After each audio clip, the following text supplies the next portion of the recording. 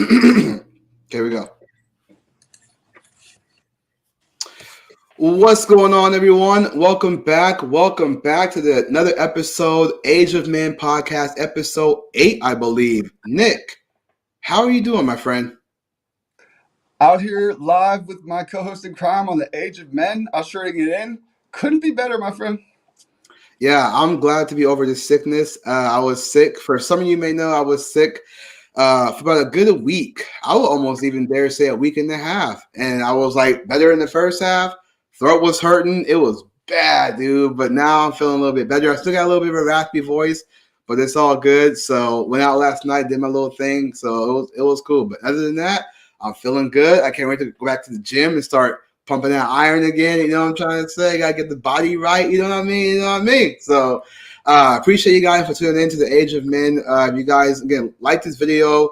Hopefully you guys share this video out.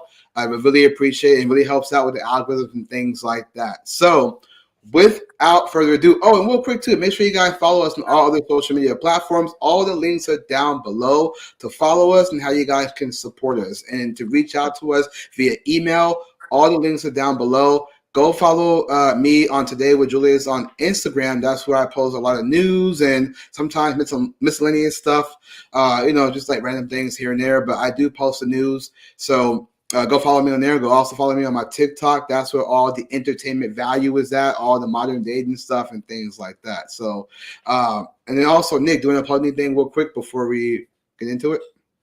Not really. C3 Nick's the spot if you want to find any of my shenanigans. Nothing professional at the moment that I'm necessarily caring to plug too much.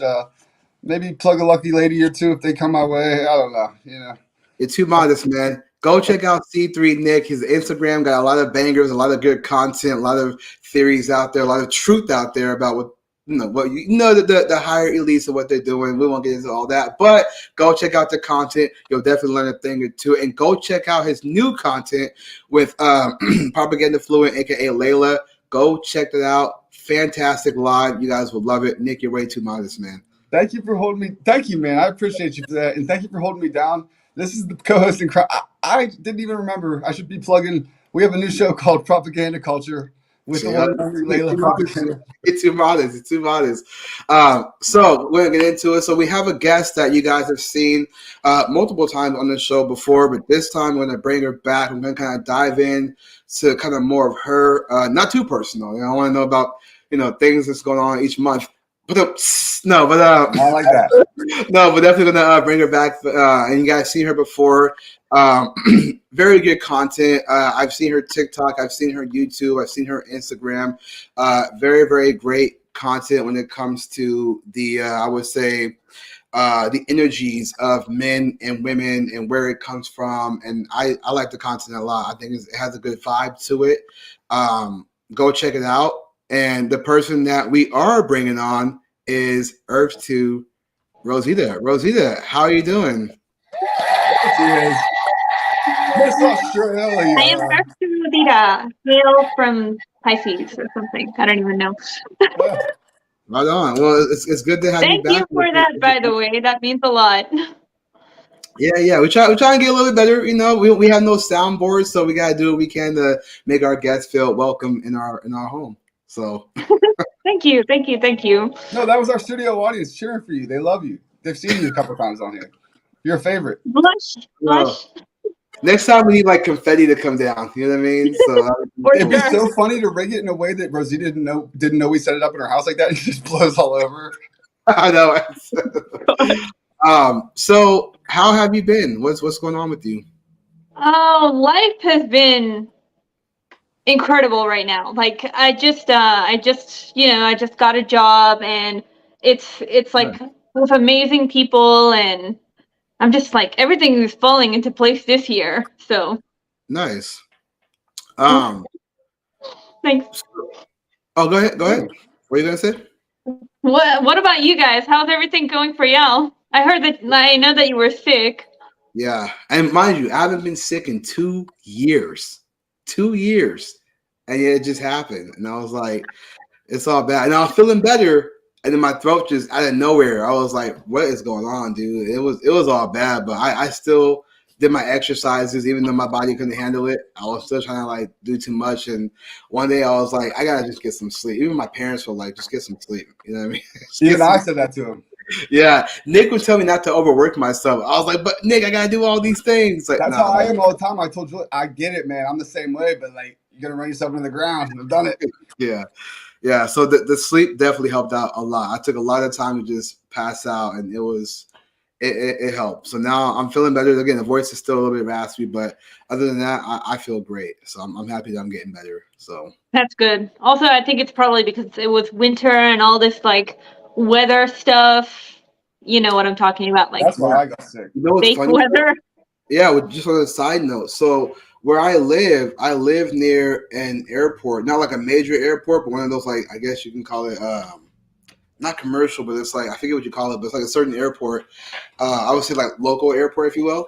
And so week and a half ago, I looked outside. There's this big giant X of like the cloud, and I'm like, they do that for a reason. And when I saw that, that's when I started to not feel well. Like days later on, and I was like, Well, you want to know what's crazy? This New Palestine, Ohio accident is like right next to Pittsburgh to the east, and usually this time of year it would be like winter. I mean, snow, ice usually, and the past 2 or 3 days since it happened have been like unseasonably warm. I'm talking like 65, 70 fucking degrees, like midsummer, and yeah, I'm thinking like that has to have something to do with it because it's just too not normal. It would be again winter right now, like snow and stuff. It's literally like the middle of summer. I'm about to cut all my hair off. Usually I grow it out for the winter. It's too hot. yeah. I know Hmm. This artificial summer. yeah, that's one of the reasons Artificial why I summer. grow my beard out. Because when my beard gets too much, especially during summertime, I don't like it. It's super itchy, so I keep it like this. This is the biggest I would go, but other than that, I'm like I don't grow it out even more. It just looks ridiculous and it's too itchy. Rosita, do you prefer Julius to be shaved or?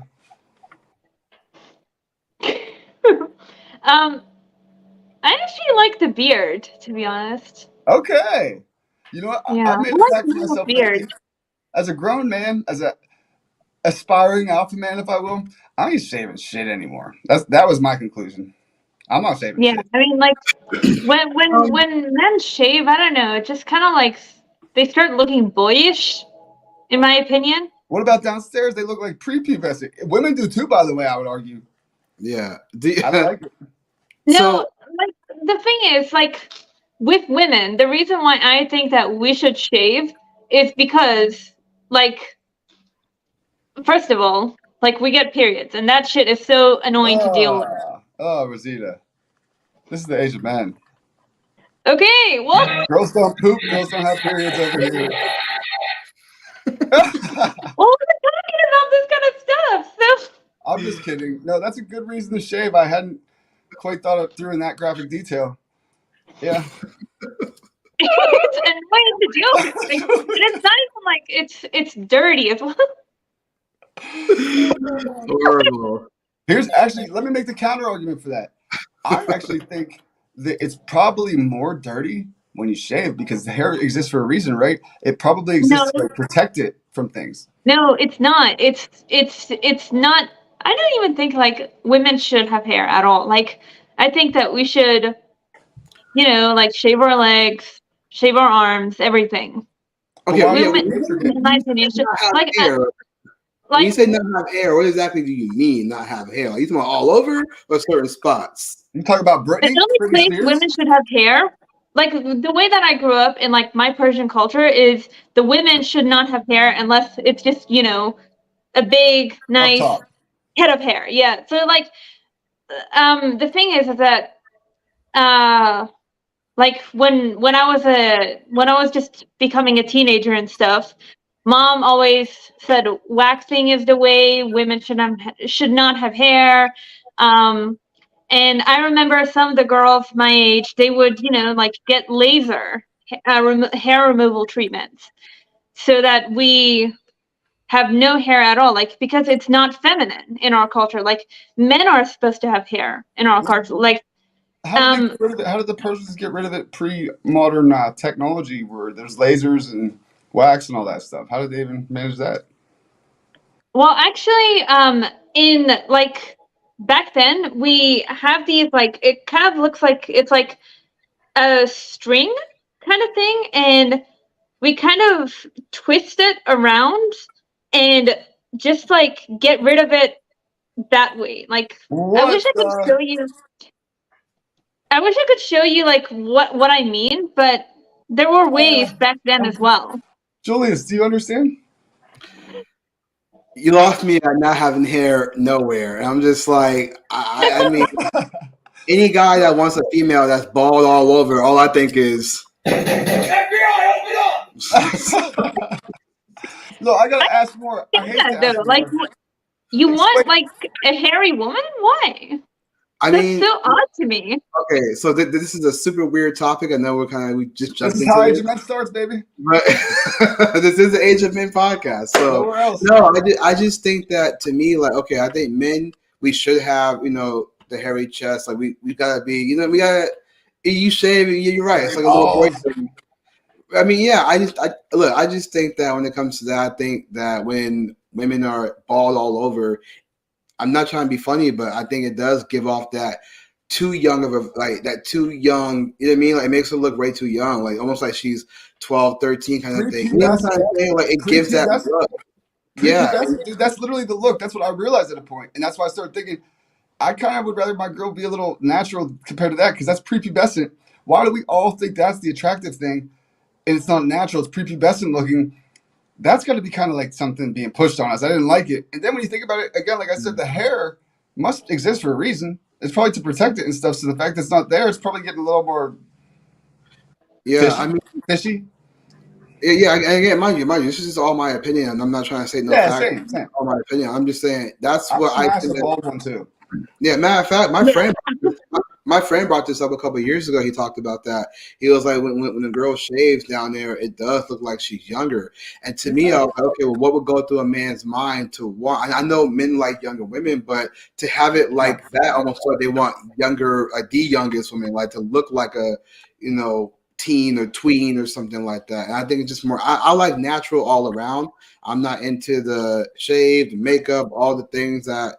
I'm just not into that. I just think natural all around is just better. Like, of course, shave your armpits, of course, shave your legs, do those type of things. But I don't know. I just the totally bald thing just throws me off. I don't. Not like once I thought. You're speaking a completely different language to me because, like, no, the way that I grew up, it's just like no, women are supposed to be completely hairless except for nice hair. Like Even your arms? yeah, even my arms. Like that's like I lasered my arms so I wouldn't have hair, and my everywhere I've lasered everywhere. It's just like it's but the hair is still growing somewhere on my body, and I just want it gone because it looks like I don't want to like resemble anything like a man. Does that make sense? Like I don't want. What were you saying about the string removal thing? I hate to ask, but I gotta ask. Like, what were you talking about? Hold on. It's string. This is how your ancestors did it. Like your Persian ancestors did it before modern technology. Yeah. String. Threading. Have you ever heard of threading? Not on pubic hair to get rid of it. We do it everywhere, but like. Are you talking about like they put a string and kind of like rub it down, like kind of that kind of thing, like Threading eyebrows. Okay, so hold on. Let me show you on my computer. How they do the eyebrow, how they do that, they do it also. Yeah. Yeah, that normally God. Like another woman who the woman would trust, like the mother of the woman, they would do it. What? Yeah, that's your mom. Weird No. Like not that. Like when I was younger, we either had waxing or when we wanted to like remove facial hair, we used a thread. And when we wanted to remove the pubic hair and stuff, we just did laser because we have that now. But now, yeah, but your mom would have done that for you in your culture before that was available. I mean, probably. What the? Because Persians are kind of hot. it's masculine. It's a sign of masculinity I'm to just kidding. have hair anywhere. It's like I kind of like become like programmed to think that no, women shouldn't have hair at all. And I remember in the feminist movement, they would like say, no, women should have hair. It's okay. That's why you like sometimes you see these feminazis with the weird hair colors and stuff. They're like they have the pubic hair and they're like showing it off and stuff like not pubic hair, like arm hair, and they're showing it off. And it's like, oh no, this is part of like the feminazi indoctrination. Like they're saying, oh, it's okay for women to have hair. It's natural. It's fucking weird. No. Let me be clear. I'd sooner be banging the Persian baldy than the feminazis. Yeah, with the armpits, hair, and stuff. Ugh. It starts to stink, and yeah. That's what I'm saying though. Like that's like dead fishy. For women, like when as a man, you know, like you already have body hair, and that contributes like to bad body odor. Imagine how like turned off you would be if your woman has like pubic hair and it's like it's starting to smell. Like see, I'm wondering if it's another thing. Rosita, I'm wondering if it might be the other way, where they might start to develop odors because their vagina is like exposed to the elements without that hair. No, it's because of the hair. I remember when I went through a period where I stopped shaving and stuff, and I noticed that like my body odor was worse with the hair. That was in your head. It wasn't in my head. I was before I was red pilled and I was into any of this. How like you stop shaving for like a couple of days? You're like, oh my god, my stuff is so bad. Like hairy women, like I'm telling you, it's not feminine. I mean, I'm not saying like hella hairy, like off a scary movie. Where me either. Like, by the way, trimmed I like. Yeah. No. Have you seen Scary Movie, the parody? You guys see that? He pulls down like a penny and the flying out. Yeah.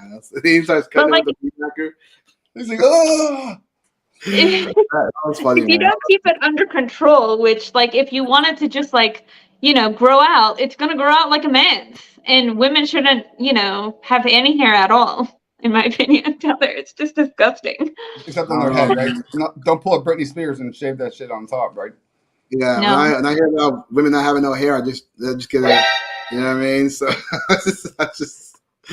I don't know. Would you rather have a girl with no hair, and I'm talking on the head and everything, or one of these feminazis with like all that hair under here and everything?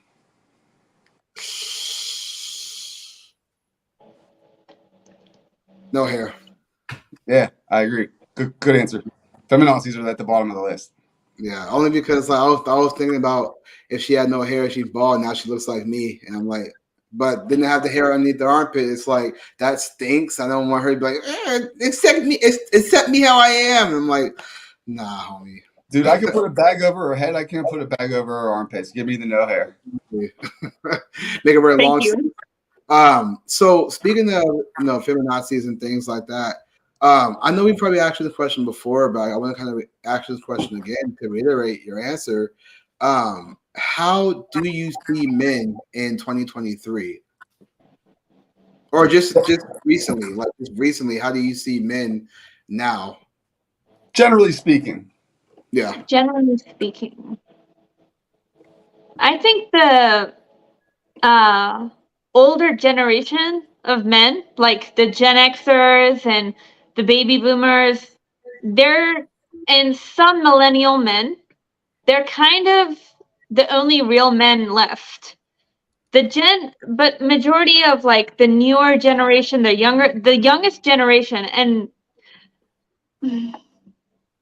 it's a complex answer. So there are some baby boomer men and Gen X men who have completely abandoned their masculinity. And okay, you know what? I'm going to try to simplify this, but there are very few truly masculine men left. That's what I think of men. So would you say that? How would you define masculinity? Yeah, I mean that's here. Well, that's essentially what I was going to ask you was that, do you see that there are more strong men, or do you see that there are more weak men? And I think that's what you was implying to, with the fact that there's less masculinity versus the fact that there's a lot more beta males. I will say I think there are a good handful of strong men. It's just that they're not being propagated.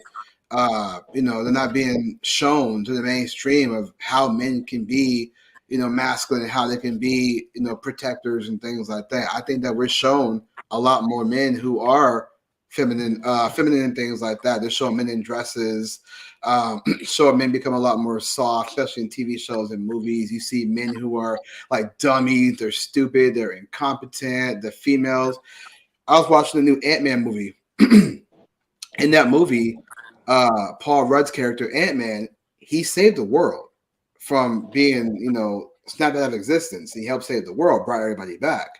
But in this new movie, they're like demonizing him because he's taking a break. Like, this guy just saved the world, and now he has a podcast. He wrote a book. People like him now. And his daughter is just like, well, you're not really an activist. So I'm just like, he saved your life. But because he was gone for 5 years, because he was in this quantum world, 5 minutes for him in the quantum world was 5 years in the real life. So when he came back, he figured out how to fix everything. But now that everybody knows who he is and they like him, they're like, the family's like demonizing him almost for not doing enough. I'm like, Bro, ain't that just this typical tale of the man anymore? Like, you just can't win. So yeah, that's what I was asking you, Rosita. Like, is that what you was alluding to? Was that you're not really seeing the masculinity? You're kind of seeing like the opposite, or what do you think? Like, I think that COVID was one of like the biggest eye openers as to which nations around the world still have like, any masculine men. Does that make sense? Yeah, but elaborate. Go on. Like, for example, in Australia and in Canada, a lot of people complied because there's no like real masculine men and masculine energy around these nations. You know what I'm saying? So I'll never forget this. Like, I was sitting in a medical center once, and I took my mask off, and the doctor that was at that medical center, he told me that I have to put my mask on. And there was a tall man sitting next to me, and he had his mask on as well, like a complete and utter cuck. Did you see last week's show? No, go on. Go on. Go on. That was the theme of last week's show. Go on. I'll tell you. That was like a little side joke. Another, like, the reason why I took it off is because like another woman came in and she wasn't wearing her mask at all, and the doctor didn't say anything to her. So I decided, you know what, fuck it. Like, she gave me the bravery to do it. Wow. So he didn't say anything to her, but he said something to me. And I was like, I turned around to the dude that was sitting next to me and said, you saw that, didn't you? The other woman wasn't wearing a mask, but he just told me to wear my mask. And this guy was like, I don't want to get involved in this. He's like, lady, I'm just trying to get to my doctor's appointment. That's hilarious, Rosita. That really pissed me off. Like, he said, I don't want to get involved in this. Like, just say yeah. That's exactly what happened. So you think that he was weak? He didn't do anything like. Yeah. You wish he would have stood up for what was right, as a man. Yeah. Okay. Do you find it more attractive when a man stands in his principles, or do you find it attractive for a man who is a yes man, essentially? Stands for his principles, obviously. I have a great story about that real quick, and the mask. Okay, so I'm not exactly proud of this, but I went to the store like a few months ago in the midst of all the COVID bullshit. And everybody in the area is wearing masks and stuff. And I forgot a mask. and I marched there in the cold to get cigarettes. I didn't want to dig my car out. I really wanted cigarettes at the time. Okay, I'll just leave it like that. And I go inside, and the lady behind the cash register, total Karen, she's giving me a hard time. She's like, "If you don't have a mask, I can't sell them to you." And I was like so irritated at this point. I was just like, "Lady, I'm leaving here with cigarettes. We can do it the easy way or the hard way. I don't have a mask. Let me pay for it." Yeah. Like I was like dead serious. Like, don't make me steal these cigarettes off of your hands right now, or whatever I'd have to do. But just let me pay for them and leave here peacefully. And so I did that, not thinking anything of it. I go outside, strike a smoke. Super hot girl comes outside after me. She's like, "I just saw what you did in there. That was hot as fuck. I'm tired of these mask mandates too. It's bullshit." I ended up getting her number. We ended up talking, like going out once. Still in the works. Maybe she might be watching this. If she's watching. Nice. Hey, I mean, one thing leads to another. She's like, "You sound like a total savage." I was like, "They drive me to that point. I just want my cigarettes. I don't have a mask, and I'm gonna have these cigarettes. I'm leaving the store with those cigarettes, lady. We could do this the easy way or the hard way. Let me pay for them." That's what she saw me do. No mask. Like they want a man that's standing in his principles. To your point, even if you seem like a crazy psycho that's been driven to your end, like it's gonna rob this lady in the store for some cigarettes right now. That's hot to them because there's no males out there that are standing in their shit anymore. Apparently. Okay, I have a question for you guys. Do you think out of every Western nation, like which country has the most strong men left? I don't have a gauge on the other countries, to be honest, very well. Right. I can't give you a solid answer only because I don't know about other countries. But what I will say as an example, but not the rule, when I do see videos of China and they're showing their children how to like put guns together and things like that, that's what they teach their kids. But yet here in America, we're teaching our young men they can be women. A little boy can be girls. Yeah, I have a comment to make about that video. I saw that video too. I've seen videos like that all of the time in the last like 2 years. That's not the reality of what's happening in China. It's propaganda. It's bullshit to make you to intimidate the US into thinking that China's so, tough right now. They're not. The reality is that like a lot of people are actually seeing how weak China is. It's not like they're just arming up the men and making them strong. It's like an intimidation tool. Sure, it's propaganda, psyop. Yeah, maybe not. I would agree with you that probably is the case. But I would also argue that even if it's just that specific class alone that's doing that, let's say the whole country is just falling apart, but that class alone is being taught that, I still think that even just showing that, it's still way beyond what we're showing our kids. Because when you have articles about, I forget what state it was, but it was some state that was teaching kids how to use guns, whatever. I don't know if it was real ones, but just showing them.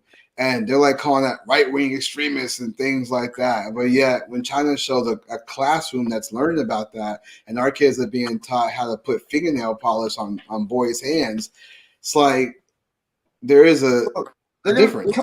They're going to come take over our country at the ages of 15 and 16, and they're going to have our troops standing up saying, "Are you a male or female? I don't care." Yeah. Like they're going to just blow us down. Don't shoot me. I'm right there. Don't shoot.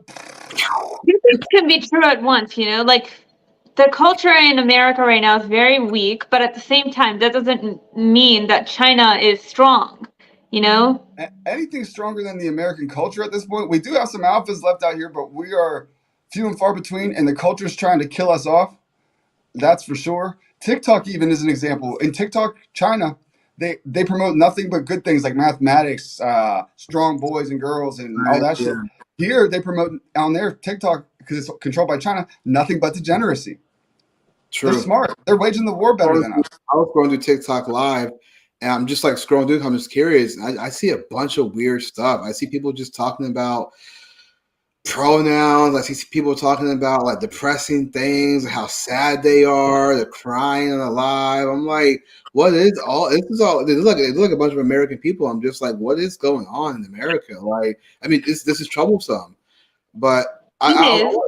I wanted to ask you, speaking of other countries, I wanted to kind of talk to you about Australia because that's where you're at right now, right? That's where you live in Australia. Yep. What is it? What is it like out there?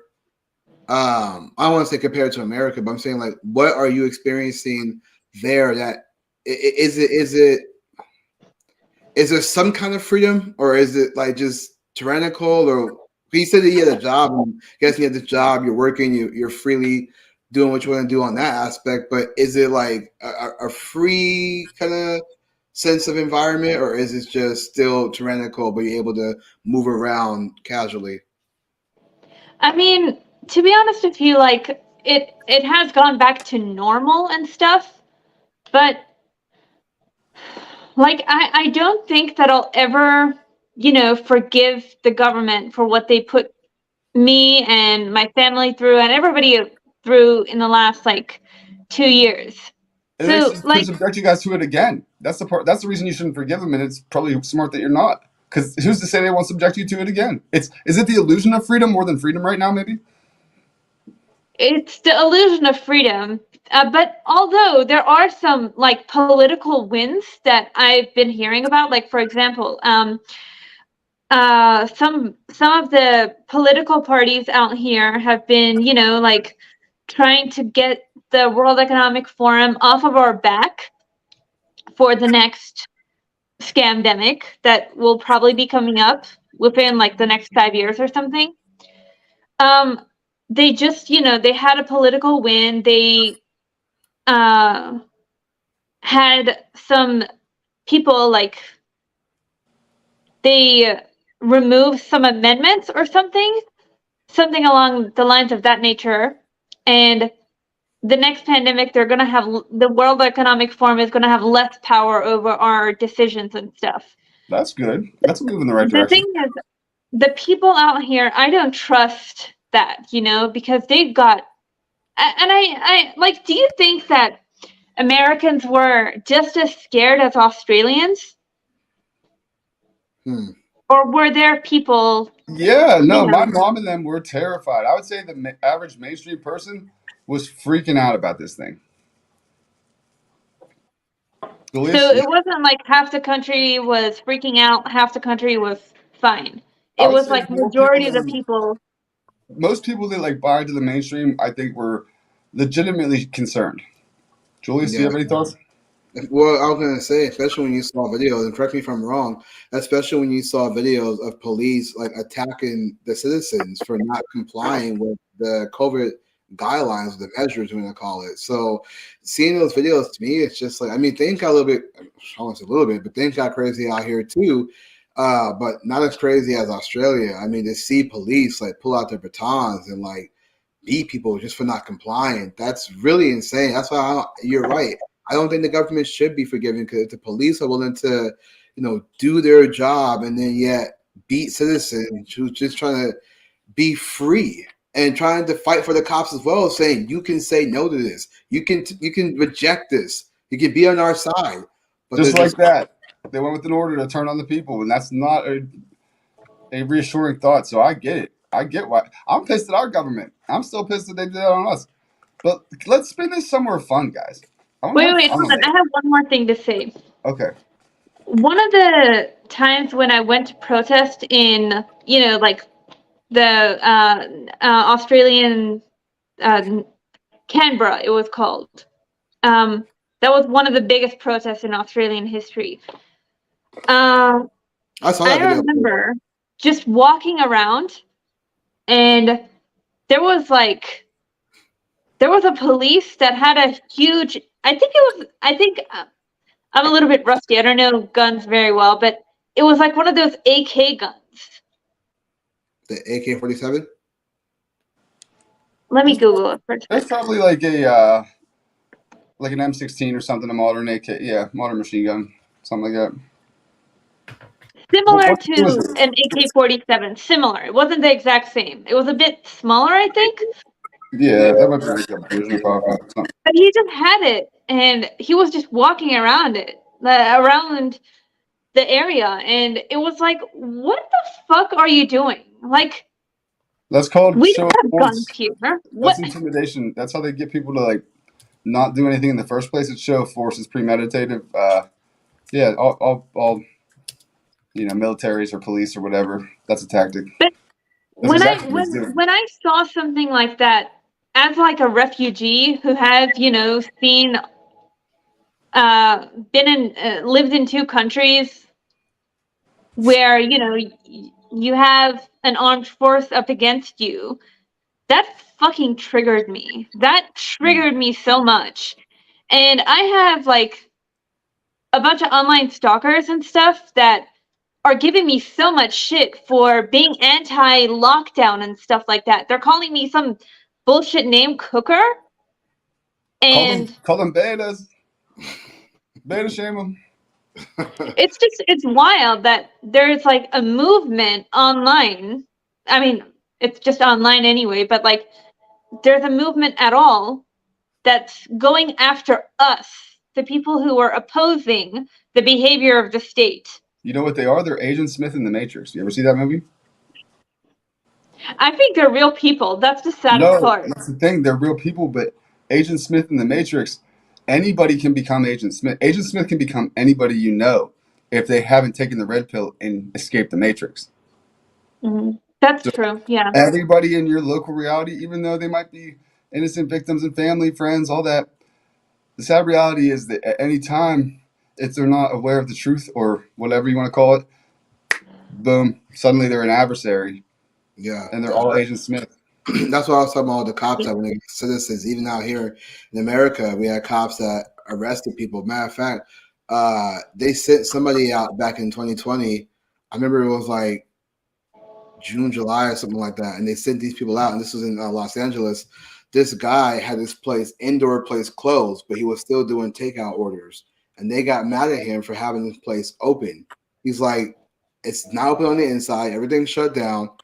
But you want to come and try to stop what I'm doing. I'm just doing takeout orders. Like nobody's in here. We're not crowding people. Our place is open, but they want him to shut it down because of the COVID. But it's like I'm not doing anything wrong. That's literally killing their businesses. Those small businesses are dead after that. Yeah.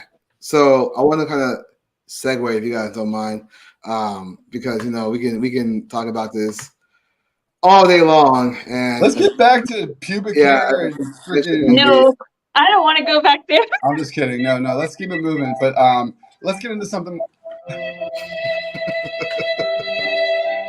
So yeah, we don't get to that, but no. So I want to kind of do a reaction to this video I saw on Instagram, and then I want to kind of dive deep into Rosita when it comes to you being vegan. I'm really curious to hear about that. I kind of want to talk about that and kind of get folks to maybe understand something that we don't. Just kind of curious. But I saw this video, and I'll explain what the title says, and then we'll watch the video. It says she throws a party for her cheating boyfriend to announce how he cheated. And I want to kind of get, do a reaction and see what you guys think about this. I want to see, Rosita, would you ever do something like this as a woman? So let me get to the video. Uh-oh. All right. I would just like to thank y'all for coming here. That's it. That's what you want. Like, I really couldn't ask for better friends. I really couldn't. Y'all are seriously the best. And I would like to thank Santos for making me realize that I deserve so much better. Because every single person here knows that you were trying to with some girl named Dennis that about being friends with benefits. Like, literally, all of us have seen screenshots and screen recordings of everything you sent her, especially within the past few days, and how you were texting her and sending her videos. You literally sent her the same picture you sent me today. That's bad. Yeah, so in case you didn't figure it out, we're over, and you can get the out. Get the yeah! And Edgar, if you knew, screw you, because I thought we were cool. He did not. So you guys, you can get Edgar and Joanna, y'all can stay if you want to. Good girl. Thank you. We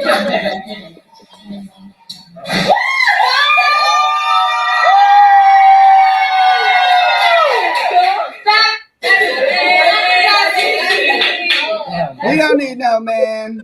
That's cool. I ain't cheating. I might go down. Okay, okay. We get the gist of it. We get it. Bitch ass out of Now, here. now, Yeah. mind you, if you guys see my comment right here, it says, "Now let's check her phone." Bro, honestly, man, that dude in that video, I want to send a little quick personal message. Best thing that's ever happened to you. Yeah, yeah. Get that bitch out. Facts, man. Facts. Look, so okay, before we dive into it, Rosita, would you ever do something if you found out your man was cheating? Would you get everybody together, your friends, and maybe some of your family, cousins, whatever the case may be, sisters? Would you get everyone together just to announce that he cheated on you? No, How would you? that How would sounds so fucking retarded. Like, if a man ever cheated on me, like, and I had solid proof or something, like, I was 100% sure. I'd probably just dump him through a text because that's all that he's worth at that point. Yeah. Bro, I think it actually I kind of like gained respect for him when she was like, you sent me the exact same message that you sent her. I'm like, Yeah, my thoughts on that is that I find it funny because, and that's why I put my comment. Now check her phone because she's like, you lost a good girl, but no good girl would like do that. Like you'll be an adult about it and go talk to him personally and just say, listen, this is what's going on. I know that you did this, that, and the third. I think you and I should break up. To try to like make him look bad in front of everybody, quite frankly, I mean, look, people may not like the fact that he cheated, which is whatever. But I would argue that he would get more points because he was able to get you and her, just like Nick was talking about. He was able to get you and her. And so Okay. he may leave and you may think, oh, good girl, you did your thing. But he's finna go off and be like, hey, guess what? She gone. So you want to do something tonight? She's like, yeah, come through. And guess what? That chick's going to be back sooner or later, probably resentful of the fact that she dumped him and then he moved on without caring. Or he's a beta and he's going to, but through the fact that he's macking like he is, makes me think he might be alpha. And if he is, she's going to come back like, well, she might not come back. She might never ever admit it, but she'll die resentful of that. Either way, that's never happened. He didn't seem like he was pushing back. He was like, yeah. He's like, thank God, this bitch finally I got her to dump me. I mean, she did all of that, and you're like, that's the reason why he was cheating on you in the first place. Okay, Rosita, here's the question. Who looks worse in that scenario, him or her? Good question. Her, I'd say. Yeah, I think I agree. Because he wasn't really saying very much. Yeah. He took it on the chin. He was like, fine, I don't give a fuck, bitch. Yeah. To throw a party over that, like, no, that's just a bit overboard. Yeah. A little bit. Yeah. So a little bit. Yeah, so if that guy ever does come across this Age of Men podcast, bro, hey, don't take it as a loss. Clearly, you didn't make that big of a deal of it. You already knew what was going on. You probably already knew she was going to do something like this. Hey, keep hitting the gym, keep making your money, focus on you, man. The girls will come eventually. Don't even Bro, come on the Age of Men and tell your story. Yeah. That shit dogs you out. We're I'd love giving to you a hear that. platform on the Age of Men to hear you out. In fact, you heard us. I kind of like your style from what I could tell. Yeah, bro. Come check us out. Go on the Instagram, Age of Men Podcast. DM us, hop on the show, bro. Let's talk about it. We got you, bro. We Age of Men, so we take represent for the alpha males out here. We take care of our own out here. So you know what I mean, so yeah, definitely come on the Age of Men, man. Yeah, I mean, I just You're think a mistake, bro. You gotta learn from our buddy Paulie, who just does it without lying about it. He just does it outright. Yeah, no bones about it. I think that was maybe your only mistake, the fact that you didn't just tell her. But I'm not criticizing. We love to hear your story. Yeah. This is the next video I'm going to react to. Kind of like, speaking of that, so the guy she broke up with him, and now we're going to talk about the monogamy thing. And so this is something that I found interesting. It's on YouTube, coming from Fresh and Fit podcast. I know people kind of feel a certain way about them, but I found this to be interesting. The title is Monogamy for Man is a Choice, and it's just a short little clip. I wanted to kind of get you guys' thoughts on what Myron talks about. So let me get to the video. Rosita's favorite subject. All right. Nervous laugh. Cat is trying to put a square peg in a round hole, saying, my view is crazy, but it's actually based in biological fact, and it's worked for millennia. And as a matter of fact, we have the society we have today because of polygamy to some degree. Monogamy as well, but monogamy for the man is a choice. Monogamy for the woman, it's pretty much necessary. All right, so what do you guys think about just that last statement alone? Count. I wanted to just get your reaction to real quick. He says monogamy for man is a choice, but monogamy for a woman is necessary. What do you guys think about that? Or Rosita, what do you think about that? Do you think that monogamy is necessary for women? Well, yeah, but also I think that men should be monogamous as well. Why so? Go on. And that the reason why men who resort to polygamy is because they can't control their lust. They can't control their urges to want more. They're not fulfilled with one woman, so they just want to keep on having more than one woman. And that's not really like necessarily a good sign. Like why would you need more than one woman? No, you're gonna make me do this, huh? I have to play Paulie's part. I have to tell his selling points now. I'm not necessarily saying this. I'm not saying this. I'm just saying this is what the polygamous guy would say back to you.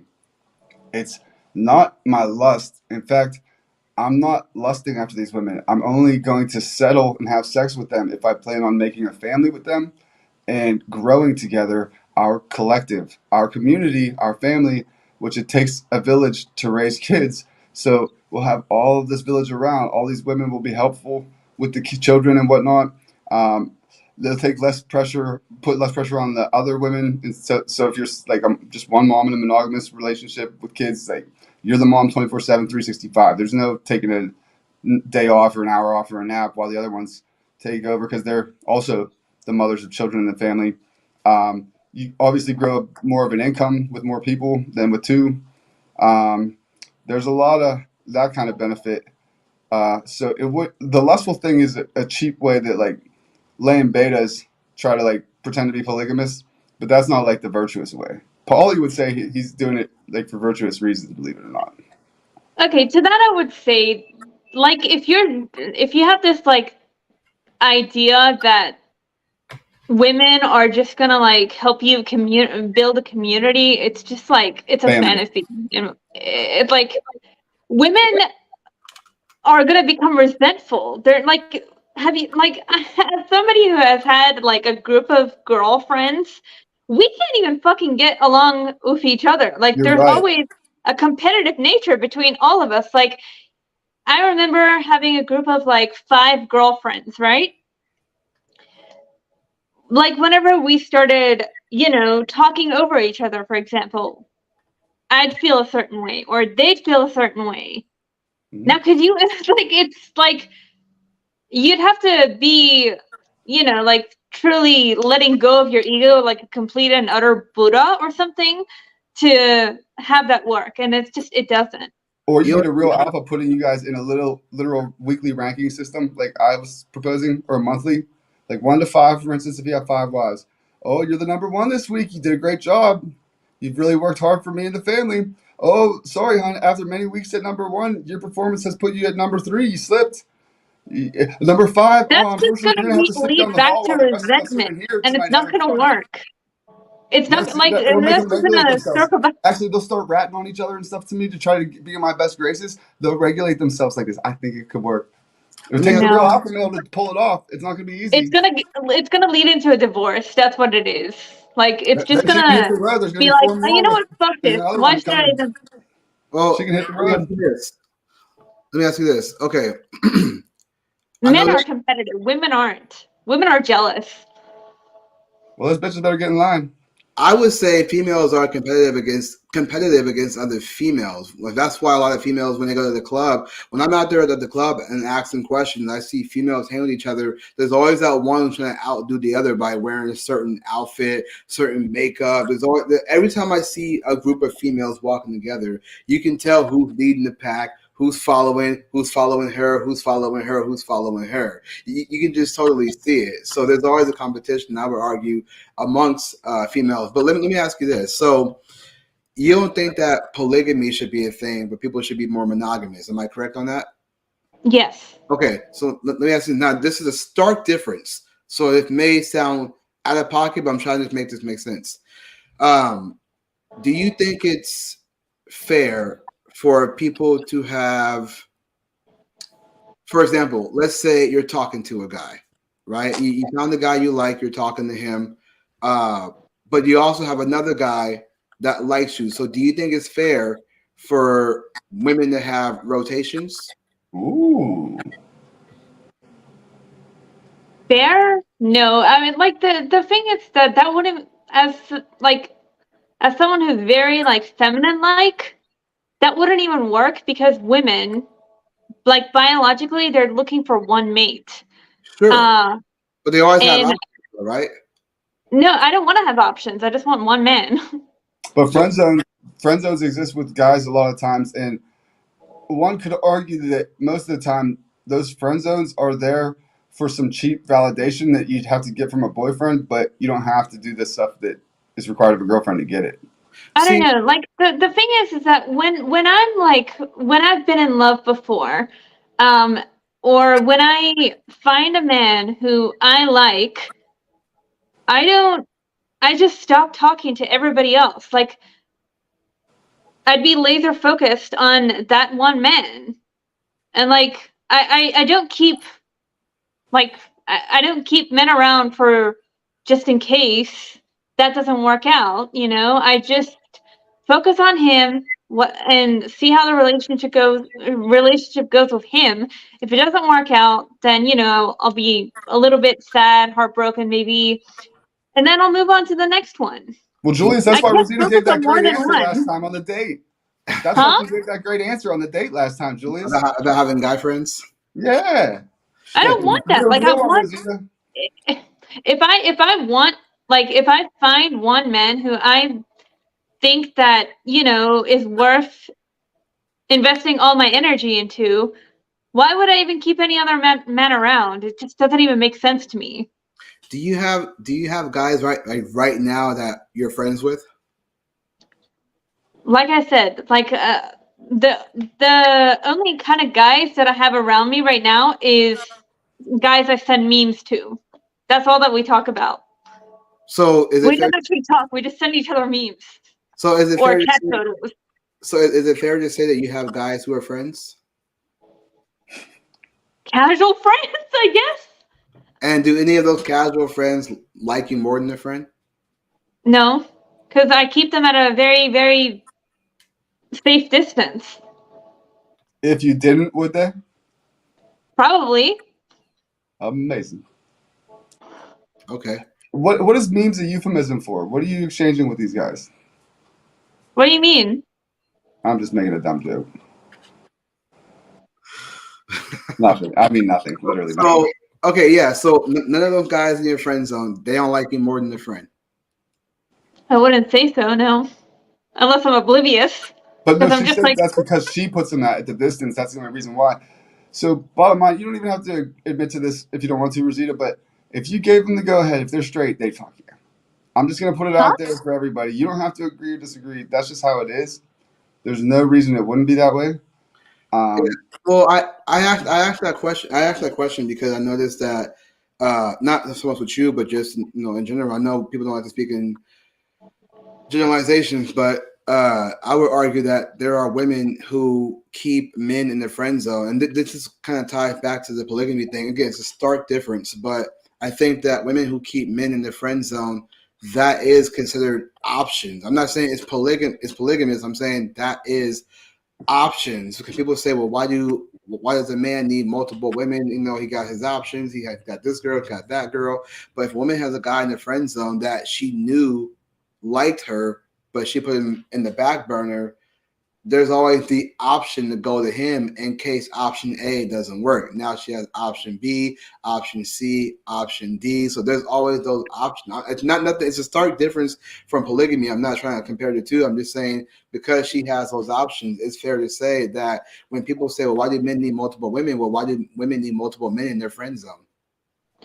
Okay, I'll be honest with you. I have very limited amount of girlfriends, but every girlfriend that I've ever had, they don't keep men as friends unless like they're just like me, because like a lot of girls that I'm close with either are already, you know, closed off and just like me, or they have deep Persian roots and we don't do that shit. You know, like we don't like there's a lot of conservatism that comes in the background of being Persian. Like most of my girlfriends, you know, like we were born in Iran and our conservative traditional values are instilled within us because we're close to our families. We're very like family oriented. And like I remember one of the closest girlfriends that I had, Ellie, now she's married. She never did that shit. Like whenever she had whenever she talked to a guy, it was only one guy and it had to be her boyfriend, or it had to be someone who's interested in her in a romantic sense. There's like no such thing as like friend zones or any like this idea of like a man. I mean, like, okay, at the same time, I will say, like, I've had guys I go to gigs with and stuff, but I keep those relationships casual as well, because I know deep down that if we became closer, and it has happened before, they're gonna, end up wanting more that I can't give them. So you keep those relationships casual. That's the key word. Yeah, I guess I do. You're controlling the access there, and if and when you ever decide to let them have access to certain things, Notice how she's smiling. Yeah, see how it comes back full circle. You see that? I'm not even trying to say it to be mean. It's just how it is. Because like See, the problem with me is that this is why we tell females they're the gatekeepers to sex, men are gatekeepers to relationships, because women know that they can keep men around until they want to use them for their own validation purpose. As they but I've should, never by the way. used the guy personally. If he's in your friend zone, you're using him. Well, that's true. If he's in your friend zone, you're using him. Now, people may say, well, Julius, what do you mean by that? Again, if you got guys in your friend zone who want you bad, they want you as a girlfriend, they're like, I'm the best guy for you. You're just like, I don't see nothing sexually attractive about this guy, but you can put them in their friend zone and use them for validation. If something goes wrong with the guy you're talking to, you can call him. Oh, he hurt me and he broke up with me. He's like, oh, I'm sorry, I can make you feel good. You're like, oh, no thanks, but I appreciate you talking to me. Yeah, that's never happened. I've never had a conversation like that with a guy. The reason why I have more guy friends than I do girlfriends is because, like, I actually do, not to sound cringy, but like, in some ways, I can relate more to like masculine energy than I can feminine. Sure, nobody wants to be friends with a woman. Nobody's friends with a chick.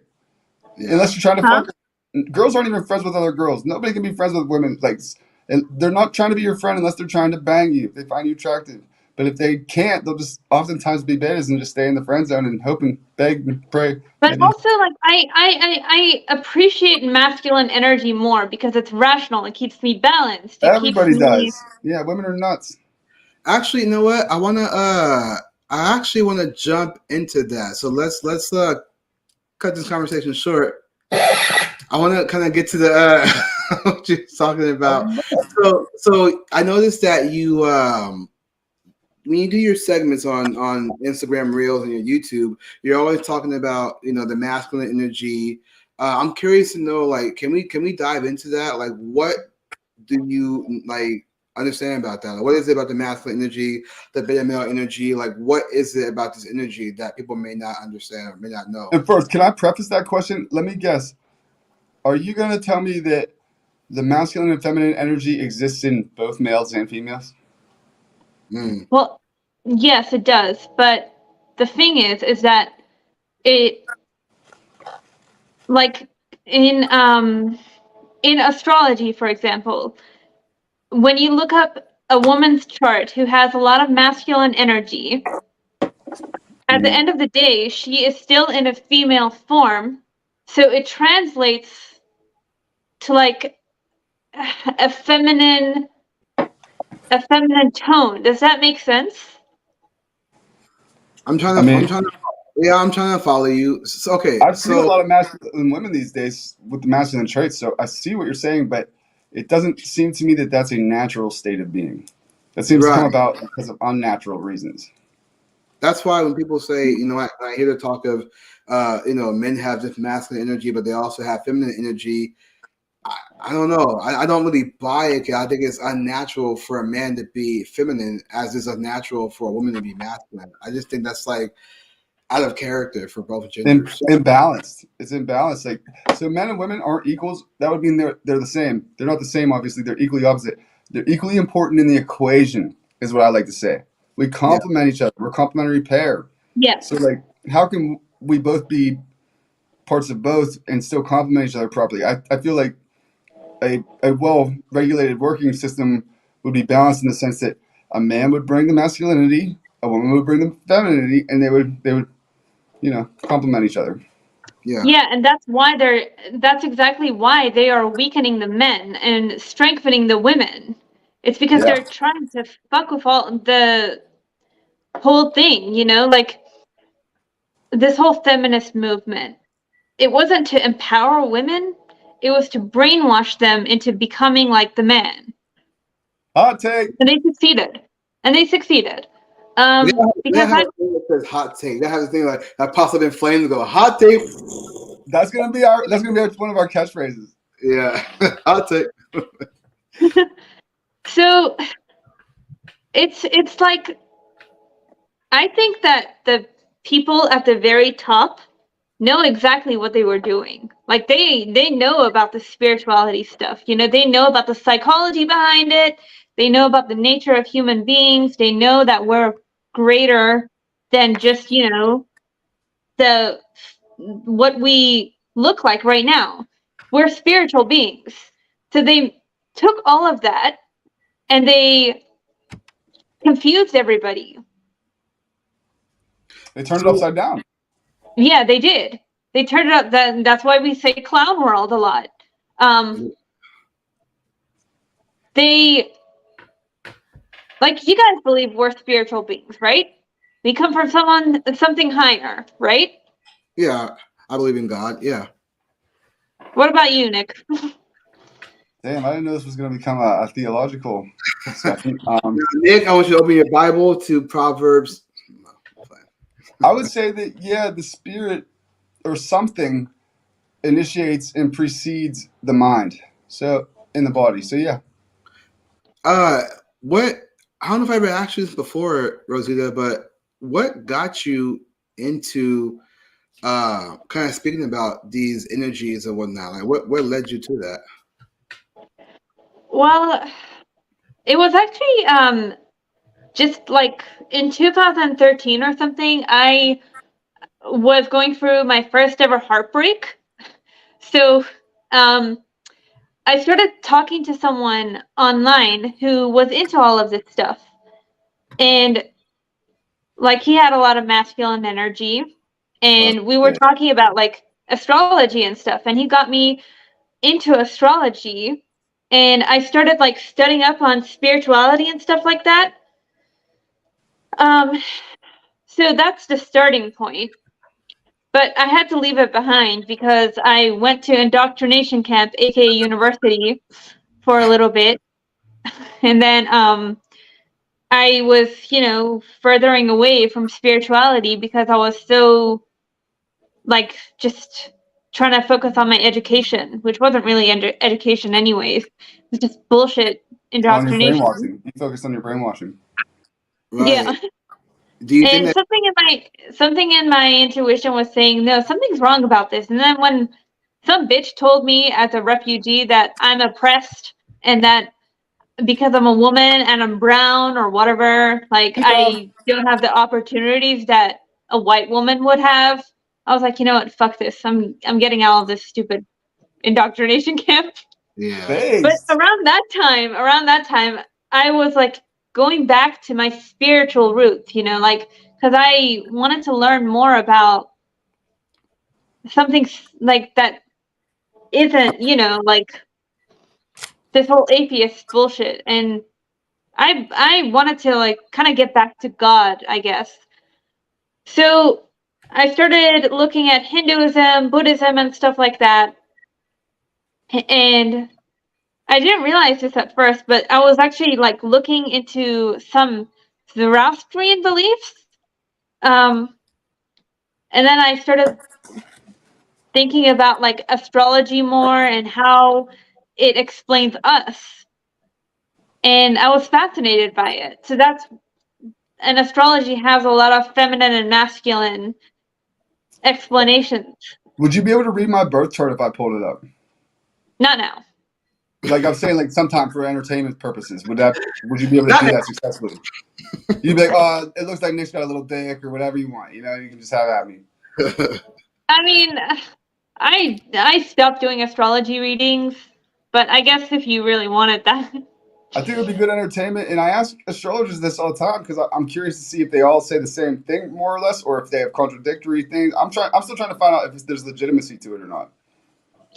I mean, the thing I already like I've explained this to you backstage, I guess, when like you need to when you're reading somebody's birth chart, it's for me because I take it seriously. Like I don't just go on Google and then pull up your chart or something. I have to be like in a meditative state for a couple of hours to get psychic impressions from it.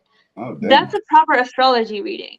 It's not just like you just pull up the chart and then it says your Mars placement is in Aries, so therefore See, you're that's gonna what a act this couple of these way. chicks have been doing to me. And they start like, some of them will like start complimenting me big time, like, oh, he's super dominant. And then other ones are like, oh, he's super toxic and shit. Like right off the top, I'm like, these bitches are, I don't believe any of this. I would believe you, That's actually. That's a not how cool it works. description. How you So- get in the Astrology- psychic mindset. That's cool. I can So go with would you? that. So would you say that this experience has brought you closer to God, or what would you say? Definitely brought me closer to God. Like after my dad passed away, I had like this couple of years to get over it because before he passed away, I was praying every night. Like I was praying that dad recovered from his cancer. And when my prayers weren't answered, I turned my back on God. I was like, there's no point in anything. And then I went through a wild girl phase and Wait a minute. Pause. Red flag. Wild girl phase detail. why is that a red flag? Hot girl Any girl summer. who goes through a fun phase, you know what that means. But yeah, what's the wild girl phase entail? What's that mean? You belong to the streets. You don't want to leave it to the viewer's imagination to fill in the blanks. So why don't you tell us exactly what that means? Exactly what that means, I won't ever go into detail. But basically, a lot of guys were hitting me up in town because of one thing that I did. Hey, Or two things, or three things. Hold on. All right, Rosita. You're getting the bombs out here, I folks. wasn't the purest girl after my dad passed away. That's hilarious. What a way to say it. A lot of guys were hitting me up because of one thing I did. Or two. So, hey, tell me this. What do you know about twin flames? Legit, bullshit, what? Bullshit. Yes, based. bullshit. Like it's twin flames. It's too like it's this whole airy fairy stuff, and I've explored all of that stuff. I was once into the whole soulmate thing, and I still kind of like believe in soulmates, just like, but like not in the same way that I used to. And like twin flames, it's like no, it doesn't mean the same thing to me anymore. So one time this chick hit me up online randomly. Random girl from the internet. And like I guess we kinda like hit it off about I forget what the information was we were talking about. But I always like approach it like unless and until proven otherwise, that's a middle-aged gross dude on the other side of that thing. I don't care what the picture looks like or whatever, So I wasn't having no but anyways, she said some shit to me like, do you think you're my twin flame? And I was like, I don't know what that is, but almost certainly not. And you shouldn't go giving that opportunity to strangers on the internet. Because like a decent dude like me will tell you, no, I'm not. You should be careful. But all the predators out there probably sit around these fucking message boards that you guys hang out at with lines in the water just waiting to catch you. Oh, yeah, sure, I'm your twin flame. That sounds right. Be careful, ladies. Don't be doing that. It's dangerous. Yeah. Yeah, I'll say one thing. If twin flames are a real thing, you won't find it on the fucking internet. Because Probably true. Yeah. actually, if they are real, like you're supposed to find the twin flame in like A weird, agonizing sometimes kind of way. you're not Least supposed to expected. seek it out. Well, hey, tell me this. What's the difference between a twin flame and a soulmate? Soulmates don't have to be romantic. Twin flames are I don't even know what. Twin flames, I don't either. And I've asked a lot of times. Sometimes the women will say like, "Oh, well, you're not meant to ultimately be with your twin flame." Sometimes it's just like an awful growing process that you have to go through with them. And like, I'm like, this is like literally setting yourselves up to be abused by like narcissists and sociopaths and like, what do you?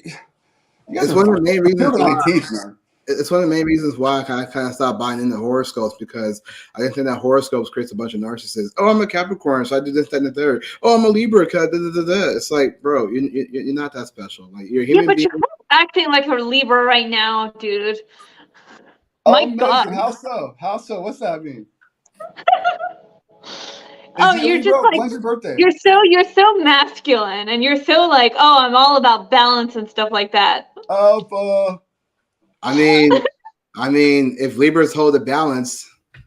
But see what I'm trying to say though? Like, oh, I'm a Libra, so I hold the balance. Like, I got all. Like, you know what I'm trying to say? It's such a narcissistic thing. I hold the balance, so you're a Sagittarius. Well, guess what? Like, you know what I'm trying to say? That's such a like. I used to believe in that stuff, and I was like, oh, I'm a Libra. I hold the balance. I took the scales. Like, I'm God. You know what I'm saying? I'm like, When's your birthday, Julius? Are you really a That's the Libra? worst way to interpret it, though. Like, you have to look at your whole chart to see the story of your life. I mean, that was like back in the day when I was in my little teen, and I was believing little stuff like that. So, you know what I mean? So. Nice. Well, hey, My God. what is a Capricorn? What do you know about that off the top? Like, is there generalities, or is Julius onto something saying like it's just setting up a bunch of freaking narcissists? There's no generalities, right? I can't say that word for some reason. There's no Generalizations? generalities in Note to self. astrology. Rosita A didn't real say that. astrologer is supposed to dissect your chart. Like, you can say, So oh, there's you're a nothing you can tell me Capricorn, based on the and there's, you're no, there's nothing you can tell me based on the fact that I'm a Capricorn alone. Just like there's nothing I can tell you based on the fact that somebody's like a white person alone or a black person. very minimal. You can say one sentence. It's like reading a book and pretending you've read the whole, like, it's like reading one line of, like, one sentence of a book and pretending you have, like, read all of it and you understand everything now. So tell me the one sentence. What does it say?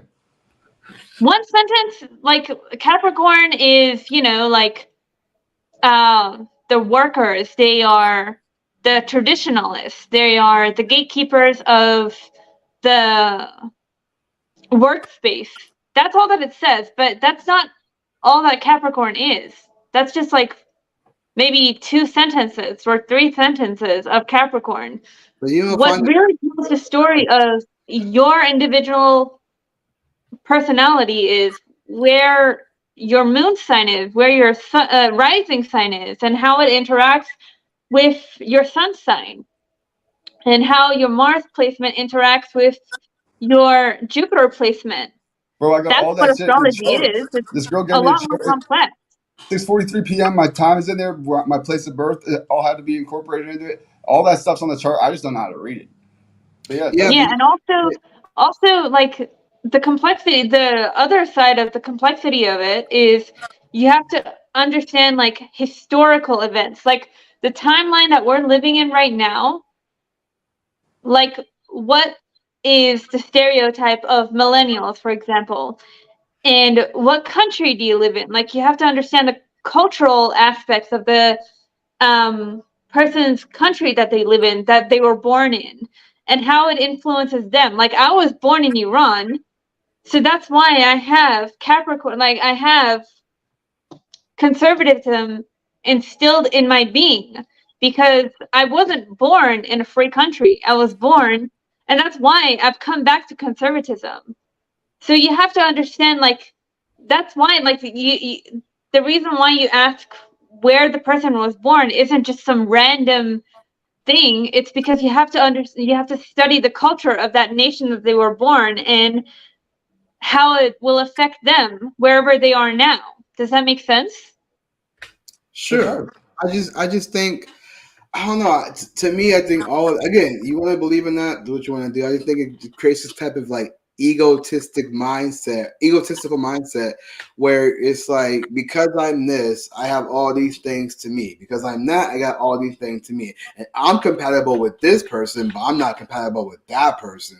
It's like that creates this type of separatism where people won't date other people because, oh, you're a Gemini and I'm a Libra, so we can never get along. But you wouldn't know that unless you actually spend time with me. I just think all that is just like a big psyop to get people to not know each other and base things off of horoscopes, race, sex, gender, all these things where it's like, I'm a human, you're a human, you think I'm attractive, I think you're attractive. Let's get to know each other. If it doesn't work out, so be it. Nice to meet you. So I agree with both of you guys. I hear what you're both saying. I think you're both actually not necessarily even disagreeing.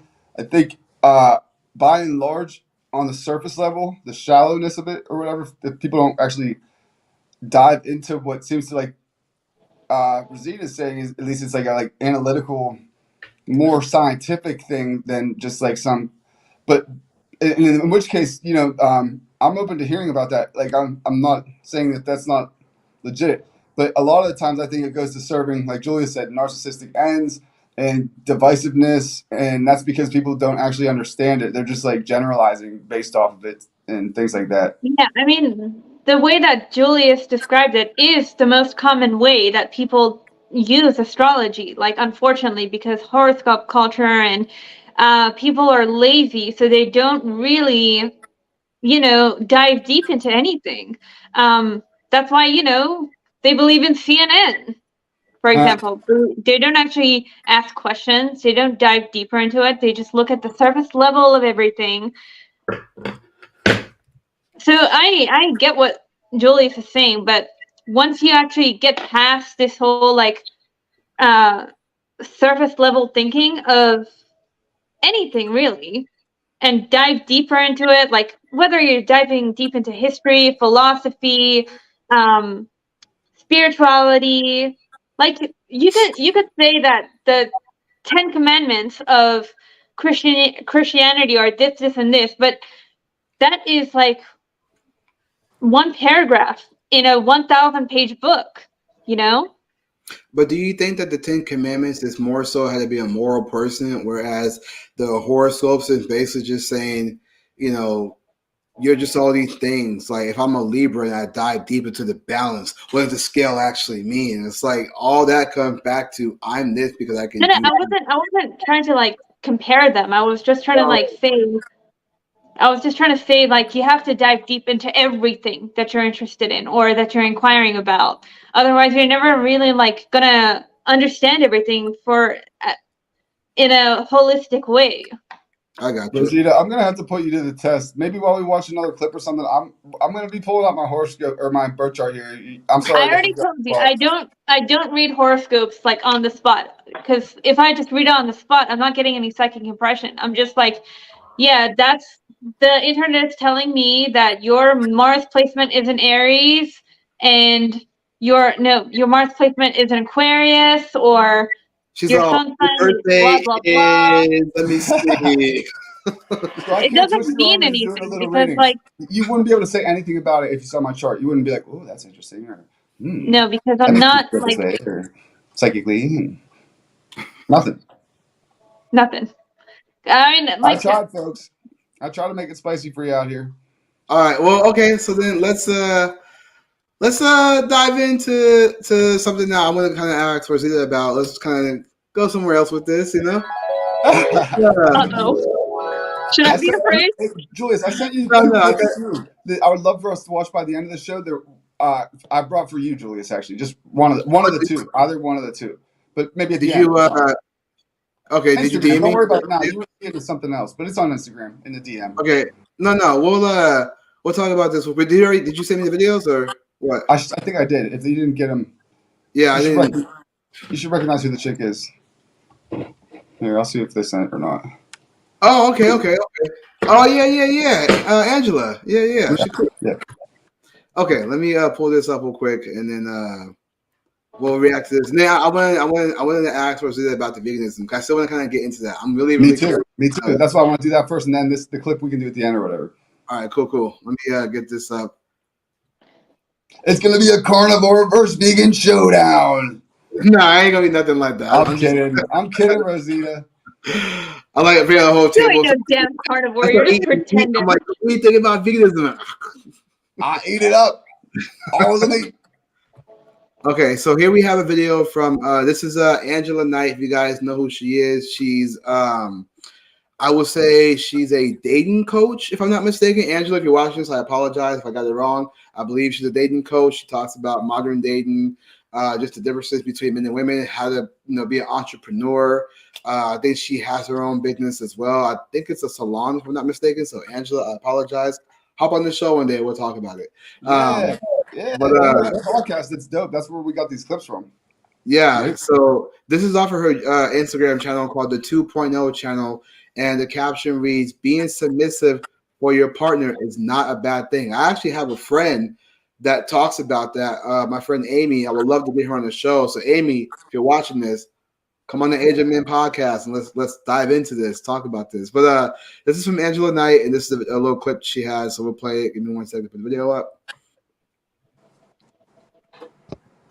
All right.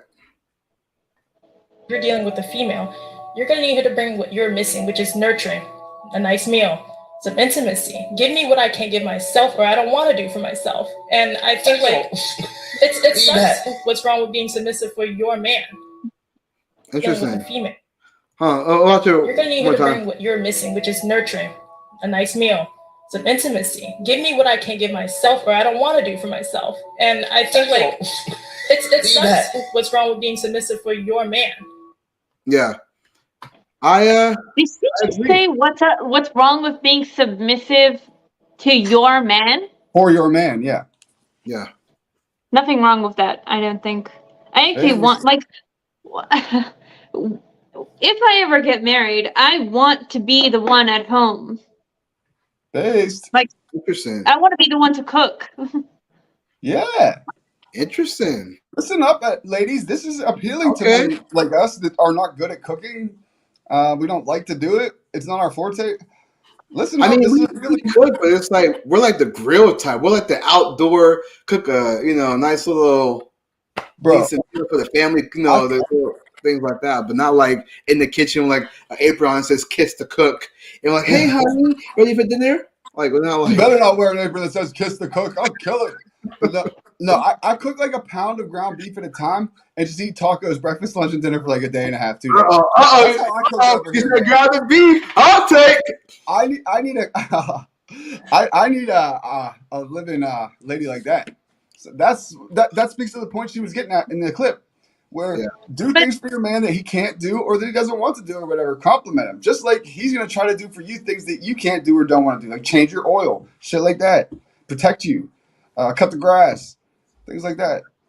But okay, this is where, like, this is what I personally want out of a relationship, but I see, like, a relationship where, for example, the mom is always with the son, but the dad likes to cook. He likes it. So their relationship is working just fine, you know? Data. Not really, because the kid that they're raising, like they're not demasculizing, like emasculating the son Yeah, by working together this way. you could argue they are, but I'm not trying to hate. It's not the end of the world if he wants to cook. I guess Well, yeah, he because He likes to cook. okay. Well, I heard this thing where when I talk to people, sometimes they'll say that relationships should be 50-50. I've actually seen people who were against 50-50. They say no, it should be like 100-100 kind of thing, to where women will like the man to lead. I would argue that it's in the woman's nature for a man to lead. It's just like wired in her biology to have a man lead. I think the reason why that gets convoluted is because you have women say, well, I make my own money, he can make his own money, we can invest together, we could do like this little partnership thing. And to me that sounds like a business more than a relationship. Now again, I'm not trying to be Mr. Right, I'm just giving you my take on this. That's what I think I see sometimes, where it's like it sounds like more of a business. Like we can put our money together, we can be a team, we can be partners, we can do this. Like, are we finna seal a deal, or are we actually having a relationship? Are we actually making a family? So this whole 50-50 thing is, to me, it's like, are you only bringing half of what you got in this relationship, or you're gonna allow the man to actually lead? Because something that Myron said that I actually thought was interesting on his podcast, he said that when men get successful and they want a family, they do it so the family can be dependent on him. But when women get successful, they do it to be independent from the man. And damn. I thought that was actually pretty cool that I heard him say that, because that's something I want to ask people when I go back out there on the streets. I want to ask, do men make? Oh, I basically ask people this: what are your thoughts on the following phrase? Men make money so the family can be dependent on him. Women make money to be independent from the man, and kind of see what people think about that. I think that's a very interesting take. So, Rosita, what do you think about that? I think that like romantic like marriages, they're too broad, and we can't ever like say what works for everyone, like for example, like if in a relationship, um the man and woman are happy with each other, they're happy with the balance that they've set and the roles that they have prescribed for themselves, shouldn't like shouldn't it matter less the the way that they've structured their relationship, Yes, but they're and not happy. more that they are succeeding in a loving, safe home for their children? Sure, but they're not. They're not doing that. How do you know that? Generally speaking, if she wears the pants, he grows to resent him for him having her have to wear the pants. And then she's going to dump his ass or cheat on him anytime she wants to be sexually satisfied. She's going to barely ever bang him. She's only going to do it to the point that he hangs around to placate him to get whatever provisions or whatever she's getting off of him. But it's not a healthy, loving kind of relationship like I that, will. ever. I don't know about that. Like I think that like no, this is where I can't agree, because it's like relationships are deeply personal, and it just depends on the individual, like maybe you just think like that because your idea of a relationship is a submissive woman, and that is No, your right, like that's what you want out of a relationship. But some men want a woman who takes care of the kid while they cook.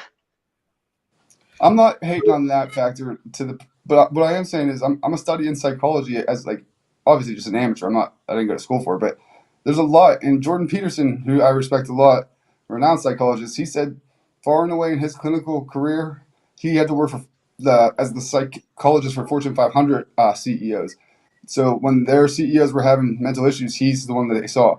And he said far and away in his career, the women who climbed to the top of the corporate ladder, when they hit like 40, 50 years old, sometimes even younger than that, they start to really become in fact, I think he said they become the most depressed group of people in the Western world, because they're realizing that like they don't have all the time in the world to get this family and husband that they were told that they do. So Joe, go get your career going and shit, girl, and yell at whatever. And now they don't have time to do that, and they're gonna they're rich and successful and CEO, and they're gonna die fucking alone. I mean, yeah, I mean, not this is not all cases, but as an example, it's not, you know, the generalization. But if you look at Chelsea Handler, Yeah, I was just thinking of her. yeah, she's trying to make it seem like she's happy because she's childish. She can do what she wants. When in reality, I would argue people who do stuff like that are the ones who are actually unhappy, because she's like, "Oh, look at me, I'm childless. I got this and that," and then she supports abortion heavy. Like she even made a joke about it, like just get an abortion. And it's like, yeah, you're really unhappy because you really wanted that family, but no guy wants you because every guy treats you the way you put yourself out there. And if you're putting yourself out there as somebody who wants to just liberate yourself by opening your legs to all these dudes, then you're never going to be taken seriously. Now she's like, what, in her 50s, late 40s, early 50s? Who was she dating? 50 Cent? Yeah. Matter of fact, even when she was dating 50 Cent, she was trying to say, oh, as a black man, he shouldn't be voting for Trump, essentially. So who wants to date women like that? Chelsea Handler. It's all in the last name. She's trying to handle. Exactly. I know. She can't Wait, handle herself. so is she claiming that she had those abortions by choice, or that there was no brainwashing? No, she was making a joke. There was a clip of her talking about a joke, and she was basically telling, not saying what she did for herself, but basically saying that women should be able just to have an abortion. Like they should be able to do it, because why should you have to have a baby that you don't want? You know what I mean? Like with that type of attitude, yeah, with that type of You still have attitude. irresponsible sex. Right. So with that kind of attitude, and then the fact that she's saying things like, "Oh, 50 Cent, because he's black, he shouldn't vote for Trump." Like, who wants to date a woman like that? So imagine all the guys that come into her life, literally come into her life. They're gonna, I mean, like they're all gonna be using her, for recreational use only. Like she's never gonna have any man that takes her seriously, unfortunately. So now what she's doing is she's trying to make it seem like, oh, I'm happy because I have no children and I can do the F I want. And it's like, yeah, you're definitely unhappy. So it's sad. She is. It is. It's sad. It's like I was thinking about like the the cycle that humans go through, and I wrote something on my Instagram. Tough times build character. That is the only reason that we suffer and that we go through hardship. Hardship builds character. Character creates a story, and the story of our lives are to be passed down to our children. And from our stories, our children learn from us and take on our wisdom and then create their own stories. There's so much wisdom that is offered by our parents and grandparents, and for some even great grandparents. The tradition must keep going, for it is all that we have. And think about it, like this, at the end of the day, this whole abortion stuff, this whole splitting of the family, this whole division between men and women, if men and women don't come together and create more families, it's all leading back to, lessening of the population. Polygamy will blend the population. If even 30% of the population, what? He said polygamy. Wait, he said polygamy would grow the population? We'll boom the population. Or you could just have one fucking wife and fuck her. You're talking about growing the population. What are you willing to compromise to make that happen? How serious are you about it? Or you could just have one. I remember seeing a photo of a woman who had a great grandmother of somebody who had so much sex with her fucking husband that she had straight up 12 kids or something. But Rosita, you can only have one kid a year. Yeah. And if we're gonna have a bunch, why not have like 3 or 4 girls all having one kid a year? Let's multiply that. Because a man on an island full of women and a woman on an island full of men, who's going to be able to populate more? Well, yeah, the woman can only get pregnant once. Yeah, once a year. It doesn't matter. So Think about it, Rosita. You're coming around. You're coming around. I see it in your eyes. No, I'm not. I know. Okay, so we're gonna switch it up. We got half an hour, less than half an hour left. So now we're gonna get into the topic of veganism. So we're gonna get into that. The fierce debate. So Veganism. Vegan versus the cantankerous carnivore. yeah. So this year, no, look at her. She getting not ready. She's like, let me tell you about my veganism. You ain't no fucking carnivore, dude. This is my Don't even give me that shit. Just because you can chew on just because you can chew on the flesh of animals does not make you a fucking lion. Sorry, dude. I'm not saying I'm She no can already lion. chew on this flesh of animals. You know what I'm saying? No, I'm playing. Anyways, I ain't chewing on no women, but that's neither here nor there. Rosita, what are you saying? You have a problem with me calling myself a carnivore? No. I just think that Sounds you're like you might have a delusional little if problem. you are pretending to be a lion. Well, look, you know I funny? aspire to be a lion. So I I got aspire. this. I'm not pretending. So I have this joke, right? This is a horrible joke. People go, "Oh, I thought you were a Christian." It's a horrible joke. But I used to always say this. I'll always say, if a woman is vegan, right? I mean, she eats no meat. Why does she give head? She certainly sucks on sausage. She might not swallow it, but she sucks on it. She'll suck the meat, but she won't eat the meat. No, I'm playing. No, I'm playing. But so is she really vegan? No. So Right, okay. so let's do it back and forth. Let's let Julius moderate this a little bit. Give me your best jab on vegan. Something on veganism. Go ahead. Floor's yours. Wait, Yeah, are you asking me? yes. No, The I'm not only asking Julius. I'm on asking this you. channel, the only vegan on this, yeah, we're asking you. Yeah, so basically what we're saying, like, what is your take on veganism? What does it mean to you, and how important is it for people to be vegan in your eyes? Okay, so veganism is a philosophy that seeks to, this is by the definition, by the way, I'm going to butcher it, just paraphrasing, but veganism is a philosophy that, as far as possible and practicable, you, hold on, you know what? I'm just going to read the actual definition so I didn't screw it up. And then You don't want to clip this. We clip this like vegan trying to explain to us what veganism is. Let me get the actual definition. Now I no, feel because I have my own definition, but then there's like. No, go ahead, Rosita. I get it. That's smart. That's smart to just go. I would have done the same thing. Go to the definition. Veganism is a philosophy and way of living which seeks to exclude, as far as possible and practicable, all forms of exploitation of and cruelty to animals for food, clothing, or any other purpose, and by extension, promotes the development and use of animal-free alternatives for the benefits of animals, humans, and the environment.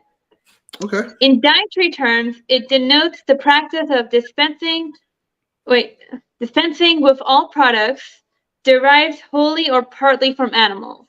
So that's just the vegan society definition. My definition of veganism is basically is not having animals be my slave or be murdered for me as far as possible and practicable. So I don't know. this is why like this is a big reason why I believe that we should strive for veganism is because of the spiritual aspects behind it. Like I had a pinned like when I had Twitter before they suspended it. Stupid people. I had a pinned post, and I have this on my YouTube channel as well, where I'm explaining, like, in 2 minutes, why vegan. So I'll try to like, We could pull that up you and know, it say would make the whatever. case for you. We could probably pull that clip if you send it to Julius. Well, I have. Yeah. Yeah, I actually have something I want to show you. This is the reason why I kind of asked about the veganism thing. I'm not trying to say people can't do it. My brother is vegan, all right? So I'm not going to sit here and act like, holier than thou or anything like that. My brother is vegan. But I am curious just to kind of I'm just curious about this because I've heard both sides. I've actually watched a video one time of Millie Weaver, if you guys know who Millie Weaver is. I think she kind of used to work with Alex Jones, I'm not sure. But she was doing her whole debate with this guy who was vegan. Very interesting debate. And I came across this video of this woman. Her name is Shannon Michaela. Maybe you heard of her before. She was the one that went viral when she talked about how feminism, was bad. The whole reason why it existed, why the government was using women to put them in the workforce and things like that. And then she had this whole thing about why veganism is bad as well. I want to play this video to see what you think about it. I'm on her page right now trying Rosita's smiling already. She's like, "You fucking asshole." No, I just like I've seen that video before, and I just like the first thing that I have to say is that she's talking about a fucking diet when it's a philosophy. So did you want to play the video, or should I just like go ahead and respond to it? Because I've seen that video. If you already saw it, go ahead. That's why I wasn't sure if you saw it. And that's why I was asking. I wanted to like make a response video ripping her to shreds, but I don't want to like be that type of person. I mean, why not? It can go viral. Next thing you know, you guys are on a live. Everybody's watching. You got hundreds of people watching this back and forth. That'd be really cool. You can get your following up that way. All right, look. I mean, like the thing is that this is the biggest problem that a lot of people have with veganism is they think it's a fucking diet when it's just a philosophy of non-harm, aggression, enslavement, murder of animals, unnecessary murdering of animals. Like then you go on to like this whole crop death stuff and the conspiracies around it, Agenda 2030, and I've heard it all before, like, oh, they want us weak, they want us eating bugs. And you know what? Hold on, I just sent you the link of that video I made that kind of addresses all of this. So if you wanted to play it, go ahead. But if you'd rather me just talking about everything. No. We're playing so folks can kind of get the idea. And then we'll I say you one too. There might be some pushback, possibly depending on what you say here.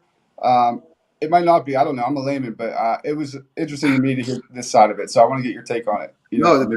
This is all fantastic stuff. I think this is all pretty cool. Maybe you can dispel it or. Yeah, I'm pulling it up right now. Give me 1 second. I got so many tabs open to like with the I just got so many tabs open, so it's gonna be a little bit slow. Time, dude. I want to read the carnivore definition real quick while you're doing that. Go ahead. Any mammal of the order Carnivora that eats meat, fish, or other flesh, especially as its primary source of food. A category of mammals that includes dogs, cats, bears, seals, and weasels. And then the second definition is any animal that eats meat, fish, etc., especially as its primary source of food. Meat eater, alligators, snakes, and other reptilian carnivores.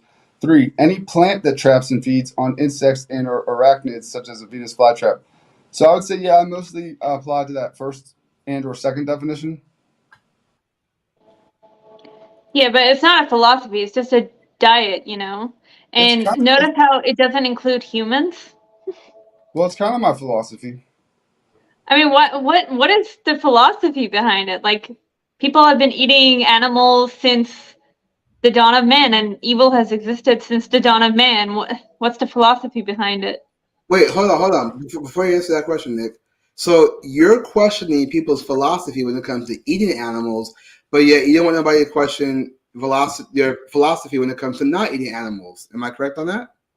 No, because that's why I have my comments open. If I just wanted to like, say, oh, we can't have a debate about this, then I would just like, post my videos out and turn off my comments and put my. but I want to have a discussion about this. I'm actually thrilled that we're doing this. Okay, So yeah, before I let's. answer or you say anymore, let's watch our clips. Well, yeah, Maybe let's. that'll fill us in. Let me play her video, and then we'll talk. It's like 2 minutes, so we'll play it, and then we'll go from there. Perfect. Look at this hot chick. Anyways. This is all right. Are generally correct about a lot of things except for veganism. The people who you call vegan, who practice veganism, the philosophy, we eat a plant-based diet. A plant-based diet only consists of plants. We do not eat bugs, and we do not advocate for eating bugs. Perpetually sexually violating animals in order to impregnate, in order to exploit and enslave and then murder and then eat their flesh is the work of Satan himself. It's not of God, and God does not condone it. Anyone who tells you so is the ultimate deceiver.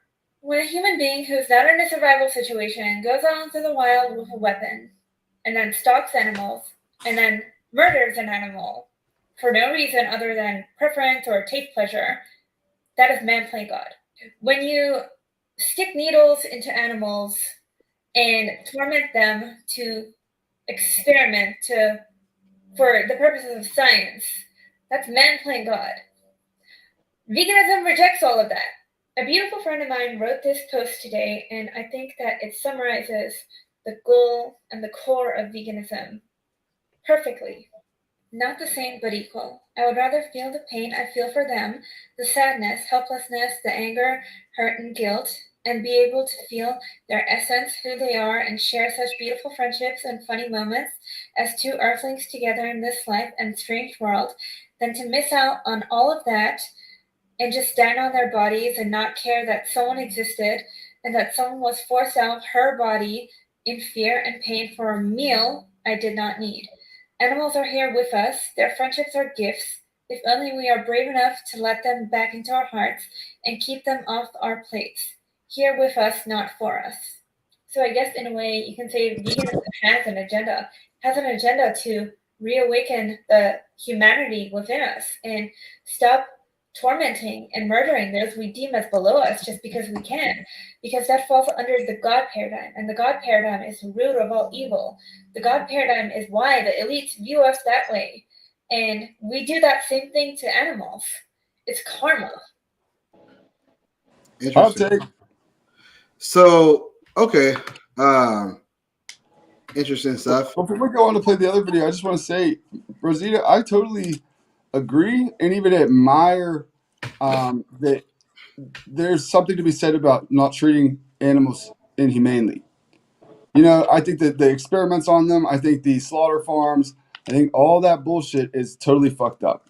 So I will say that, and I'm glad that you have a philosophical stance against it. Me too. That's one thing we can agree on. Okay. Okay, that's good. Okay, wait, hold on. So K-Train is saying he gave us animals to have dominion over and for food. He even says which animals to eat and which not. Okay, so this is where the controversy begins. Can't take it from a religious angle. Hold on. Before you guys get there, let me just say real quick. K-Train's not wrong because it does say in the Bible which animals to eat. That is a fact. I just want to point it out there. It's a fact. It does say which animals to eat. Right. If you believe in the Bible and practice that and whatnot. Right. So, what would you say to Christians who follow the Bible? Because I think we all agree that animals shouldn't be abused. I mean, we all probably agree to that. But I'm saying, like, what would you say to a Christian who follows God, follows the Bible, and understands that in the Bible it does give permission to eat the animal that was provided? Okay, so this is coming from Leviticus, isn't it? So I was actually like, this is why there's different kinds of Christians. You know what I'm saying? Like, there's Seventh-day Adventist Christians who have read Leviticus and they interpret something completely different than what majority of Christians think.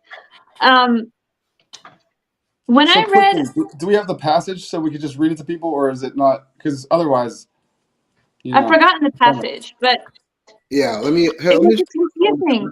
I can have it slow. I'm gonna check my phone. You guys go ahead. I'm gonna check the phone because it's just Sorry, Rosita, I didn't mean to interrupt. I just want to like have us be able to all like at least read from the same passage, and then we can decide to disagree or whatever or debate it. But Yeah, well, I don't know what you guys okay, are talking about. That's we'll why get to the I don't passage. get that either. Yeah, we'll get to the But we're passage. never going to agree, because that's the thing. That's the thing with Christianity, because like some people, it's open to interpretation, and Right. some people get something completely different out of the other people. That's the problem. So what I think that is better to focus on is the Bible was written 2,000 years ago, right? What are we doing right now? I mean, if it ain't broke, don't fix. It's broken. So I'm with you, Rosita. Is it though?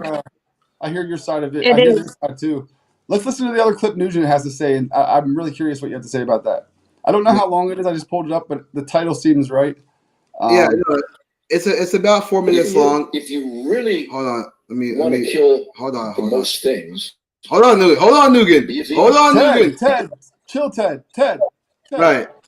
I'm trying to like get it to okay. Relax, So Ted. We love you, but chill. okay, so this one's like 4 minutes long. We'll just get like a good like 2 minutes, and we'll kind of Watch it as far as it's compelling. If it gets lame or something, we can turn it off in the middle. Right. Okay. So I want to get this video real quick, and then we'll talk about it. So this is Ted Nugent. He's on Joe Rogan, and he's talking about vegan kills more animals than non-vegan. Let's just hear his take, and we'll go from there. you really want to kill the most things, be a vegan. Because the farmers who protect your beans kill everything. I kill one animal per arrow. In order to grow tofu, you have to kill every ground squirrel, every vole, every shrew, every snake, every turtle, every frog, every bird, every rabbit. Anything that gets in that bean field, I'm either going to plow and dismember, which is why the crows and the seagulls follow the combines over here. And then if anything does survive my first slaughter, I'm going to come in with Monsanto and poison the shit out of everything so you can have a tofu salad and not be responsible for any death. Fuck you. That's a real good point that a lot of people ignore. Okay, can you pause it for a second? I have to respond bit by bit. No, that's fine. So before you respond, let me ask you: is he right or is he wrong? He is wrong. How so? And I'll explain why. Because first of all, he's acting like let's the vegan philosophy itself. I'm still here. It says that you have to think not just about food, but about all things. So, for example, how the animals who he eats, what do they eat in order to be fattened up? Probably the grass and the stalk from his farm, the grains and whatnot. No, grains. The grains have to be grown. But real quick, because I'm trying to see both sides. I hear what you're saying, but I want to know, 'cause I'm not really hearing the answer so far. Is he right about having to kill other animals in order for you to have your tofu? Is he right about that, or is he wrong about that, and why either one? It's an exaggeration. So he's not like wrong and he's not right at this. Does he think that animals who are in the field? Wait, hold on. So what is he saying? Is he saying that the whole field has to they're get killed tilled by up? pesticides? Everything in that field is going to get tilled up. All the snakes, all the bugs, everything to make a bean field or whatever that you vegans eat. But you guys don't eat that stuff. You guys don't eat. Well, he's saying he makes one kill. He makes one kill with his arrow, and it serves his family or whatever. But to serve somebody who's a vegan diet, they literally have to they have to kill all the life in this field, and then if they don't get it on the first time through with the till, they're going to come back with Monsanto pesticides and poison the whole place and kill them all that way. So everything living in that square vicinity of that bean field is going to die. To make the so in 1 year, does he only kill like 3 animals for that whole year? Well, I don't think it's about. Or does he eat factory farmed animals? Let's listen to the rest of his clip to see where he's at. That's maybe a good idea. Well, quick. I was going to say I don't think it's about how long the process is. I just think the fact that it's still happening. The fact that they have to even kill one animal in order to serve you guys tofu, isn't that still bad to even kill one animal? No, because it's like the tofu. That, by the way, it's tofu, not tofu. Like, what the I like fuck? tofu. Tofu. Tofu. It's like tofu Killer isn't. It's like tofu. Remember Doug? first of all, like tofu is not my main go-to food. I don't eat that much tofu, so What's your main diet, like thing in your diet? Like beans, rice. rice. Beans Rice bloat fields are me to another death. one I from what I can't hear. do It's it. more or less the same thing. They gotta Yeah, till up but everything to grow it. don't you eat rice? Like Not most of not the primarily, population, not most primarily of in the my diet. population But see, don't live I'm like not claiming to be like the moral righteous one here, like saying that I don't. huh? Like your philosophy is kind of acting like you're holier than thou or something for doing it. I'm not No, I'm saying not. I'm holier than thou. I'm a carnivore, unashamed. You're I ashamed. kill, I eat what's killed. Okay, so there is some accidental crop deaths. Yeah, we'll just say that there is. But does that mean that all of those crop deaths are my fault? Because No, I'm eating plant-based exclusively. it's like to grow Well, the beans and whatnot. Let's listen to the rest of his clip because he gets to a point too where he starts talking about no, all the harm of no, the it's interesting environment. conversation. I got so many questions. Okay, well, we'll play a little bit more. Let's just hear him out. Let's hear him out, and then we can say Okay. whatever we want. Yeah. So I clicked the wrong thing. Hold on. Let me. Because I'm not even fully informed on this. I want to make sure I'm getting him right. Yeah. Okay, so we'll go ahead and play. Cat scratch fever. Go ahead, Ted. Yeah. Isn't life full of uncomforting things? And you shouldn't be uncomfortable. To kill game, to feed mankind is perfect. To kill cows and pigs to feed mankind.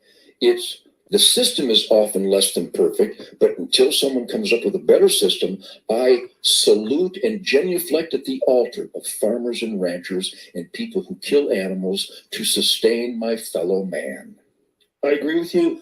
I think you and I would probably both disagree with factory farming when you see animals stuffed in the cages. But we have to come up with a better system. I kill a lot of deer, and I feed more people than any hunter ever. I kill so much game every year. I have to. I don't hire sharpshooters. I kill the animals on my beautiful swamp in Michigan and my Texas property that have to die. They have to get out of there to make room for the next year's spawns. So soup kitchens, homeless shelter. I literally give tons, and I'm a sweetheart, but I'm not an idiot. I keep the backstraps, but I give tons of venison to soup kitchens and homeless shelters and veterans. We make jerky and send it over to the troops overseas. I mean, I have to adjust my halo just to get in the room. So what I do is literally perfect.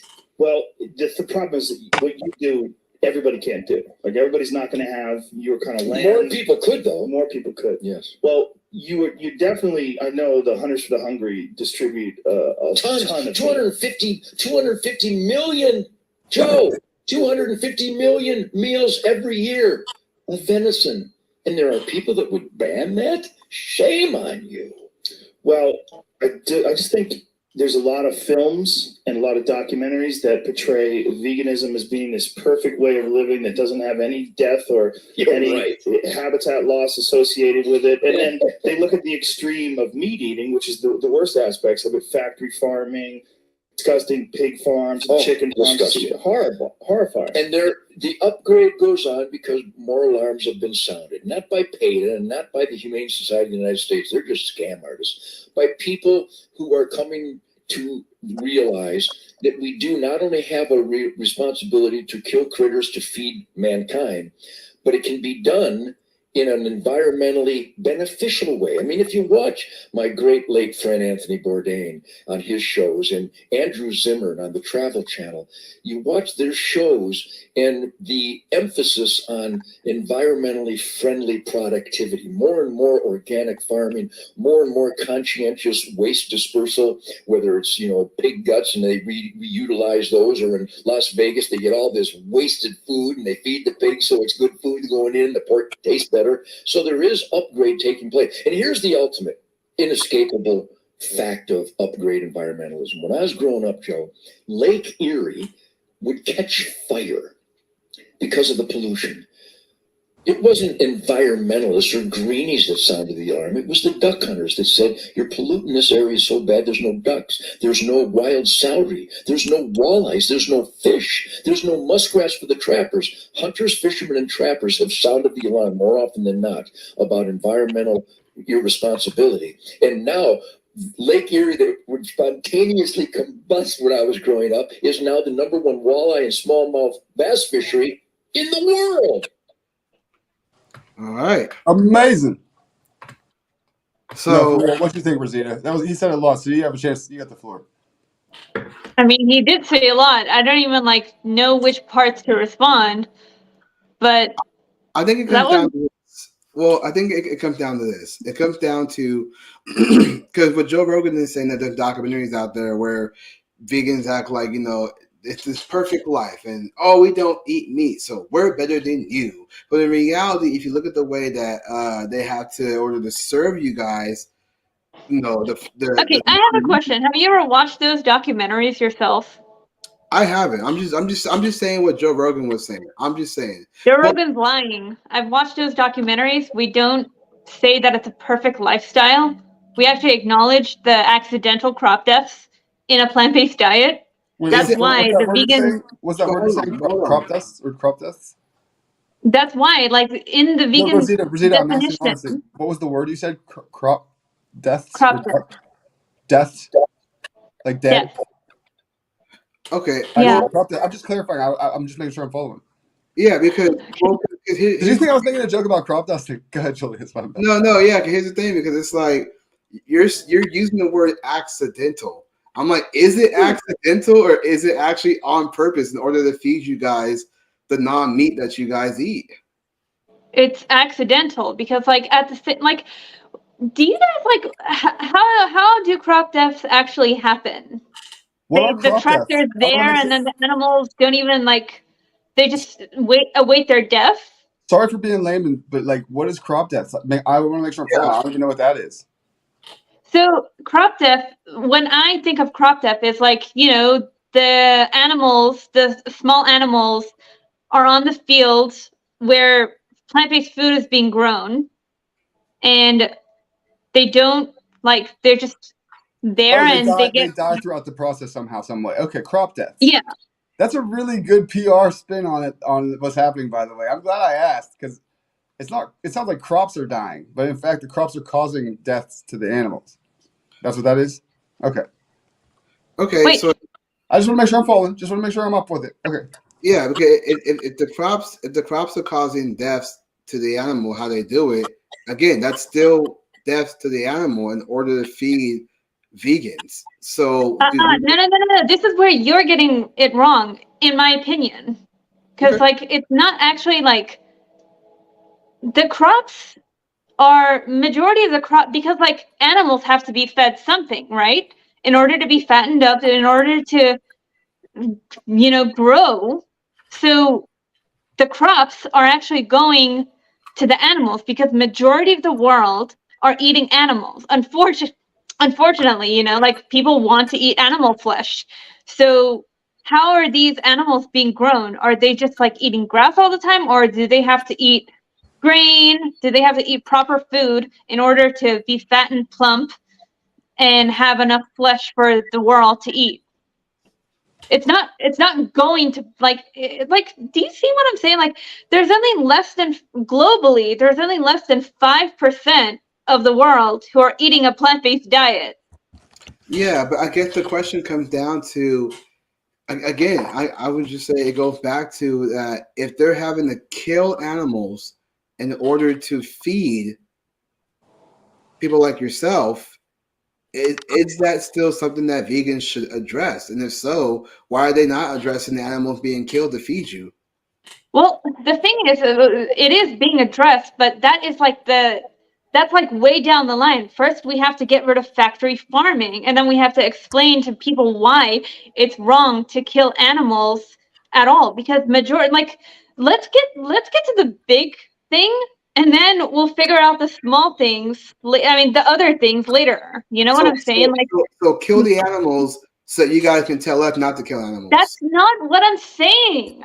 What I'm saying is, first we have to explain to people why factory farming is wrong, because most of the population either doesn't care or doesn't know what's going on in factory farms.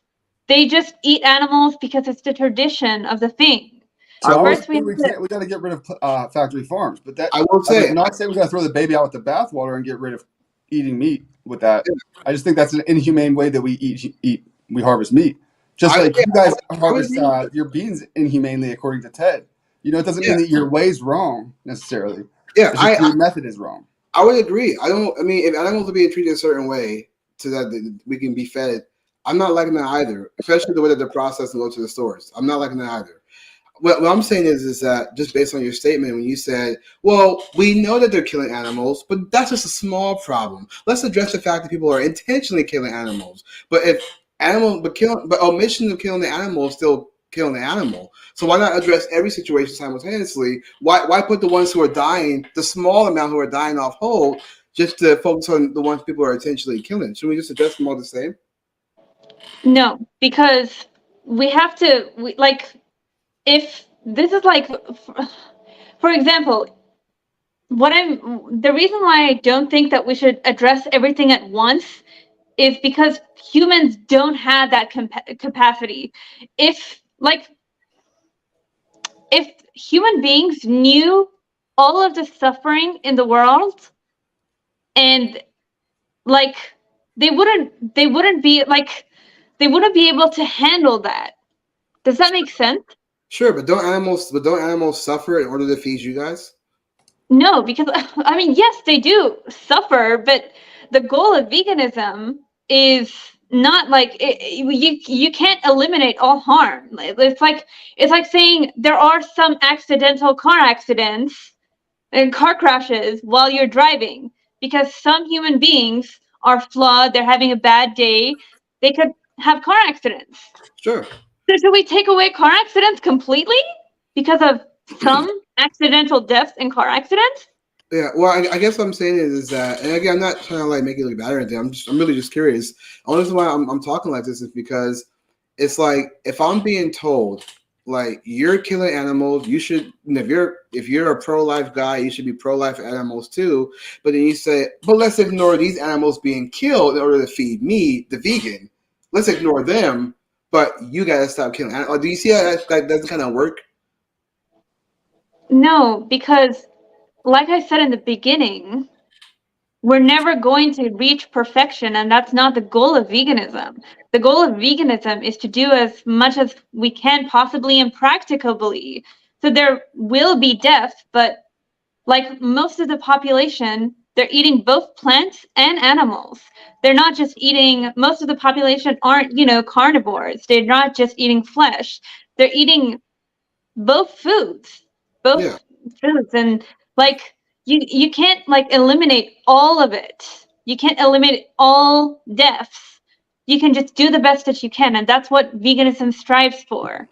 See, but that's the question. How much or little? And yes, further down the line, I think that we can, work out some kind of way to get rid of crop deaths completely. But how would you propose we do that?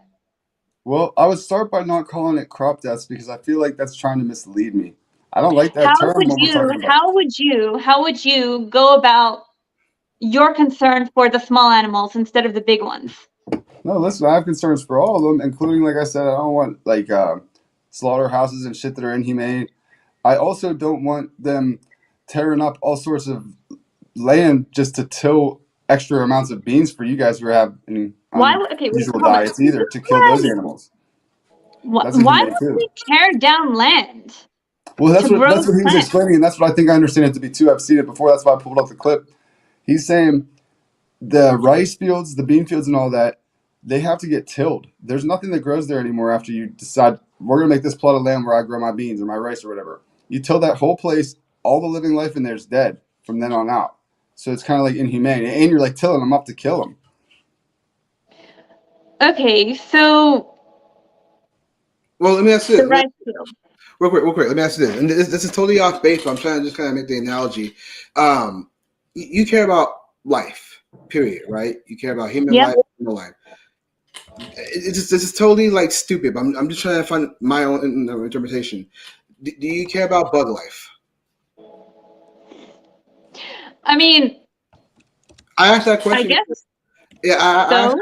I asked that question because I remember I posted something about them trying to get us to eat bugs, and then you retweeted it and said leave all bugs alone, like let them live or something like that. It was something to that nature. So I'm saying if you care about bug life, right? When people build buildings and whatnot, they have to plow to the ground and essentially kill a whole ant family, a whole ant hill, and things like that. Like they're killing bugs, right? So would you care about the ants who are being killed while they're trying to build buildings on top of that? I mean, this is Not, where like no. I mean, like not to mention all this the is where grass and flowers and I all the think other that stuff that you grows guys there. are just exaggerating to that No, no, point. It's no, not no, At that exaggerating. This is point, how they no. hold This on, honey. This is how hold they on. make a land where they grow that stuff. They have to Yeah, well, treat yeah, all hold the on, hold life. on, hold on. All I'm asking is this. All I'm asking is this. I'm just asking, do you care about the ants who are being slaughtered in order to build buildings on top of it? for humans creating their own buildings. Yeah, like, do you care about the ants being slaughtered? I'm gonna get to a No, point. I don't. Okay, so Nice. Fucking kill those ants. right. Okay, That's what so No, Rosita it's said. not Fuck just them. about that. It's like I don't want like I it's not like I'm insidiously wishing that all ants die or something, right. but You said that okay, but right now you said that you don't care, right? So it's the same thing about when I made the argument earlier about the small animals, right? If the small animals are being killed in order to feed people like you to produce those type of foods for you, and you're like, well, we'll deal with that, but not right now. So my point is that why should we deal with these small animals being killed and focus on the ones that humans are intentionally doing? Like we should care about all of it. So my point is that if you're not going to put the focus on animals being like the snakes and things like that being killed, then why go around telling people not to do something when you don't even care about the small animals being killed? it's not that I don't care. It's just that I don't even like I don't have the solution to save those animals. And like what like, the thing is what you're saying, what I'm picking up from you guys is you think that those rice fields wouldn't exist if vegans just went away and stopped.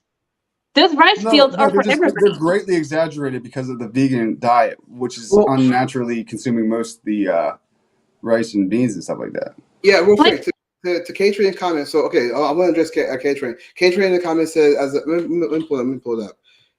So Awesome comment.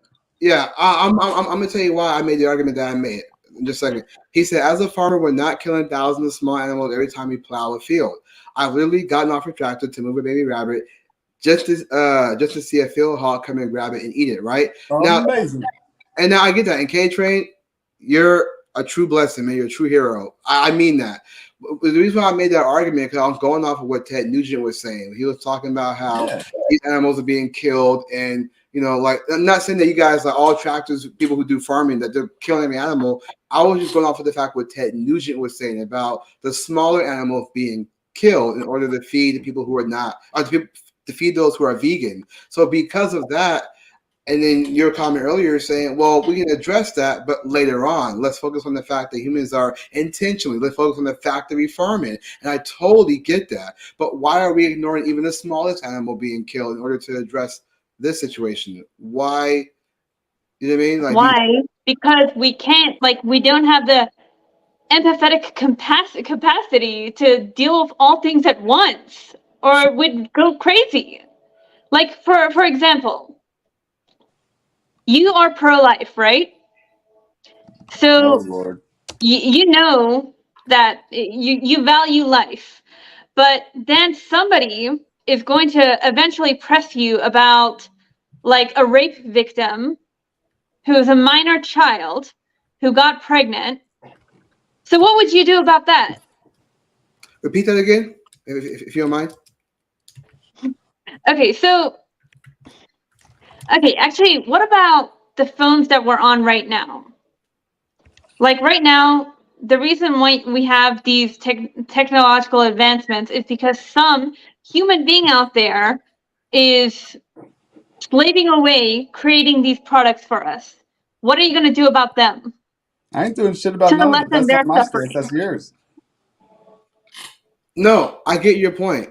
You're basically saying like, can we address that also? While like it's like, oh, we can't address everything. I totally get where you're trying to go with that. It's like, well, these kids are slipping away, so why don't you guys address that? And you're trying to tell me to address that. I totally get what you're going. I'm just the point I'm making in that is just like I just find it. I see what you're doing, Rosita. I know exactly what you're doing. I ain't stupid. I'm black and slow. No, I'm playing. No, but the point I'm making is just that I just find it interesting to me that a vegan would say, like the factory farming thing, that's a totally separate thing. We say, hey, that's insane what they're doing. Let's focus on how to make a difference with that. That's fine. But somebody who goes out there and goes hunting and kills an animal, and you're saying, don't do that. That's wrong. You're supposed to be pro-life. But then you got these animals over here who sometimes, not all, sometimes may be killed. And then you're like, well, we'll worry about them later on. We'll just worry about those animals. It's fine. Those animals can die. Like at the end of the day, like you're killing something, but one is completely intentional. One has a family. One has like, like so. If all life matters to you, then you should just eat nothing, right? So, Rosita, one thing I You should like just about like you, live in the sun and Rosita, absorb the nutrients. I like how you acknowledge. No, I don't really care about the ants in that situation. In fact, you inspired me. I want to have an Age of Men T-shirt that says "Fuck the ants, Age of Men" on the back. Rosita's name next to it. Rosita. Her little picture in We her can't iPhone or something. be all death, but that doesn't mean that we just get to be destructive and cruel and evil to other sentient I life. think we'd agree on that. I would agree. I think the point I'm getting at is like, can't we just why not vegans just live their lives, not eat animals, and do that, and then allow other folks who do eat animals, we all just live our lives? Why not it be like that versus like, I'm going to impose that you shouldn't do this, but then not care about the little small things? Why ever evolve then? Why ever evolve like as a species? Why ever evolve and be better? Like there was like hundreds of years ago, people were cannibalizing each other. But now they don't, because in like thousands of years ago, like it was completely fine to murder other humans, I'd imagine. Like it wouldn't be that big a deal. But now we've created laws around that kind of stuff. Yeah, I wouldn't say it was fine. I think there was some morale. That's why you have folks who came over and said, hey, this is wrong. Even though we still fought the battles in order to take the colonization, they still said that's wrong. You shouldn't do that to these people. So I don't think that they did. There were like human sacrifice rituals. So I want to make another T-shirt that says "Save the ants, bruh." I mean, what I'm saying is like, if you just like want to be apathetic, then you should also be pro-choice then, because like, oh no, like like that's their choice. They want to murder their baby. Who gives a fuck? You do you. We're You empathetic, create your own. Rosita. We're empathetic. I think maybe Julius is just playing devil's advocate, asking you, are you empathetic to the same things we're empathetic to as well? Yeah, as we are to you. Again, I would agree with you. I'm not on board with I agree too. Animals being treated a certain way in order for us to eat. That's why I don't really like processed foods. I don't like how they process food into the stores. They do a bunch of stuff. They can be put anything in there. How animals were treated to get to that point. Sure, I see that. The only argument I'm making is just this right here. I'm basically saying that if Ted Nugent is right, and even K-Train, kind of mentioned that these things do happen, but not as much as people think.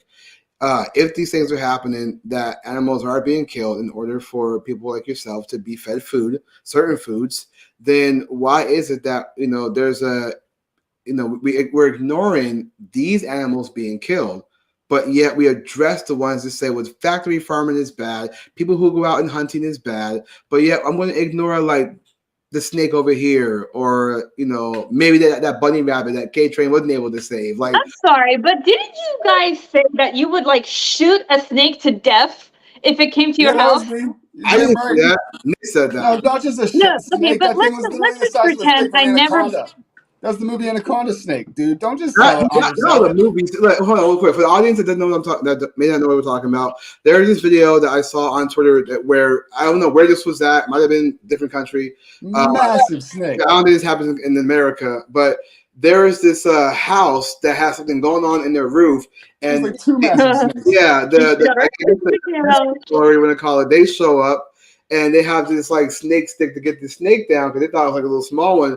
They try to pull it down and the roof just collapses and it's like 3 big snakes just all like. I was like, And then they start pulling away from the betas, trying to wrangle them in, and they go back in the wall. I'm like, dude, I'd be fucking blowing that thing up with my shotgun. I mean, It's for your No way is that survival, thing going right? back into the wall. No way. Boom, boom, boom, boom, boom. Done. You would do that for Rosita, your you'd be happy survival I did it because too. You'd be, thank you, my alpha. You don't want that But snake in the wall. why What would you do that? You know, like Let it Nick, go? why would Let you it do live? that? Nick, why would you do that? You mean you would let it go back into the wall and let it live? No. Why? No, I'm literally asking, why 'Cause I would don't want you it to go do back in that? the wall and let it live. No, why would you kill the snake? Because I don't want it to go back into the wall and let that's it what he live. that's what he just. Exactly. So you want to protect yourself, right? You want to Everybody, the survive, whole goddamn right? village. They You could don't eat want us to all. die. That thing's huge. You don't want to die, right? No, I'm just killing off the giant predator snake that's around that could eat you whole. Yeah, squeeze you But like this. at the It's end in of our the day, fucking wall, woman. the It's in our reason, wall. the Repeal the reason, 19th, Nick, dude. I'm Repeal trying to the make a 19th. point here. Help me. The reason why Not gonna get you help over here. would kill that snake is for your own survival, right? For my families, everybody around me, at the expense of the snake. Correct. So why would that be different for a vegan who wants to eat a plant-based diet and there has to be some deaths? It's not. I'm glad you acknowledge it. It's not. It's the exact Well, same So, thing. okay, let's just pretend I never started living by the vegan philosophy and I was just eating plant-based. And I was just eating, what I grew up eating. I would still be eating a lot of rice. I would still be eating a lot of herbs. I would still be eating a lot of vegetables because those are staples in Persian diets. And some animals would be dying And in then, return along the way. Some percentage of on animals top would of die. that, I would still be eating dead animals if I never acknowledged that there is some kind of an error or some kind of a problem with this. But So this is what the average person is like. Rice isn't sold exclusively for meat, it's No, not you're right. But here, exclusively for plant-based let, eaters. let me clarify. It's for everybody. I like your ideal. I like the thought. I just don't like the tenets necessarily. I don't even say that. I'm not sold on them. And I'm open to be sold. I'm just giving my pushback as I see it from this side. And, take it or leave it. But if you could win me over, again, I'm open to it. I like the idea. I like the notion of like going for being more humane, whatever you want to call it. I like that. I'm for that. But I just can't necessarily get behind what you guys are preaching exactly. That's why I ask questions. yeah, that's why. Yeah, that's why I bring up the point I bring up. It's like, look, my brother is vegan, and I don't give him no crap about being vegan. He gives me no crap about me eating meat. He does him. He does what he thinks is best for him. I just live my life, and we still, we're still loving one another. And that's the point I'm trying to make is that I'm not saying vegans shouldn't speak out. That's not what I'm trying to say. I just think it's kind of, there are times that and not just you, but I've seen vegans on social media. I see them on Instagram. I see them on Twitter. Rarely do I see them on Facebook, but I seen, vegan. I've seen debates about this too. And it's like, it almost feels like vegans have this kind of moral high ground where like, I'm cool because I don't kill animals, and you guys shouldn't either because I'm great and you're not. And it's like I kind of do get that attitude. I'm just like, okay, you can be vegan all you want, but why get mad at me for having a taco? Like, you get what I'm saying? Like, I'm not like I never. That's kind of why I started digging into. Maybe that's advice you could take into like the debate arsenal or trying to win people over. It kind of started to feel like that, so I dug my toes in, and then I started coming at you with what I could see whole. Maybe you guys could adjust that somehow, like to not act so holier than thou. Right, like I don't see people who eat meat tell vegans, "Oh, guess what? I eat meat. I'm cooler than you." Now, I've seen people who go to protest of vegans and eat a whole chicken in front of them. I think that's pretty funny. But I never see carnivores go to those who are vegan and say, "Oh, look at me, I'm so cool." But I always see vegans say, You just gave me an idea, Julius. I'm gonna start doing that. The carnivore trolls the vegans. No, don't do that because that's disgusting. But Eating a big piece of meat. See, K-Trade got it. He said, "I bet, Nick, I wouldn't want something that could kill me hanging around." So what would you do, Rosita, just to resolve this? Like, because we got to wrap the show. What would you like to be done in that situation? As they're trying to pull the snake out peacefully or whatever, and the fucker, of course, inevitably gets off the beta male sticks and starts climbing back into your freaking wall to fortify. What are you doing in that situation if not shooting it? Not happy that an alpha's around to shoot it. I'd run. And abandon your house. Yep. Oh, And call wildlife services, someone that knows how to deal with that shit. Okay. What if you ran and you're like, right, and all of a sudden a snake comes from outside and gets you? Wouldn't it be better? What are we in a mix? I'm just saying, wouldn't it be better to shoot that snake and be comfortable in your home rather than run out where there's more snakes? Dude, there was like I three never of them. What said if I was was the one went opposing outside? shooting the snake, by the way. Here's what you would do. You would hire somebody to take care of it for you, and what they would do is come in and blow its fucking head off with a fucking shotgun. Yeah. Yeah. But I was never opposing that, by the way. I was just trying to make a point. I'd probably eat it too after that. I'd make use of it. See, as a carnivore, I wouldn't Or let you it could just feed a carnivorous animal who need it more than you. No, I'm gonna eat that shit. Well, that's disgusting. Why would you eat a snake? And you have a problem with eating bugs? I'm gonna eat that shit. Well, okay, listen. We gotta wrap this show up. I do want to ask the audience. Look, for those of you guys who have been watching, I know the viewership's not that high, but we appreciate you guys for watching. Period. Even if it's just one person, thank you guys. I do want to ask a question to the audience, and maybe those who are watching on other platforms. Do you guys like it when we go longer than 2 hours? I'm not trying to say we should do it. I'm just curious. Longer than 2 hours? Do you like it when we go longer than 2 hours, guys? That's what she said. Right. No. She's like, I want longer. I'm like, I can only go 5 minutes. No, I'm just kidding. That's actually a good question. I mean, I've done 2 hours before, but okay. That is a good question, Julius. Does your dude's endurance in bed matter? Yeah. Well, can we just shed light to my fucking Twitter being suspended? I mean, that's pretty tough. Yeah. Well, you got suspended because a different reason, right? It wasn't because you said anything particular, right? No, I didn't. This time I was actually, I think I got hacked or something. It was so weird. K-Trade said, if it lasts over 4 hours, call a doctor. I know. What pill was he taking? I took the wrong Viagra. Dude, a friend of mine that I worked with when we were like in our early 20s, I think he was like 19, he was a young jackass. He took one to work one time. I'm like, dude, what are you fucking doing? Yeah. Wait, hold on. He was working a shift with us. We sent him home. We were like, what are you fucking doing, dude? Go on my Instagram story and play the video play the first video that you see for your audience. It's hilarious. Rosita, is this a good close for our show as the Asian men? We're trusting you here. It's Asian. It's related to Andrew Tate, and I find it hilarious. Yeah, I think he just got out. So this is nice, girl. Okay. Hold on. I say Instagram stories. You said. Yeah. First one she said. All right, hold up. Well, I'm gonna click on this. Wherever it pops up, it's gonna pop up. It better not be something gross. I know. It's funny. I find it hilarious. Yeah. Hopefully, let's not see nothing crazy. Here's your page right here. Let's go to look at them posting all these sexy pictures. Red flag. No, I'm playing. No, okay. Okay, I'm clicking the story right now. So let's see what we got. Is it this one? Yeah. I think you have to unmute him in the top right corner. Yeah. I'll go back to it. Hold on. You have to click. What?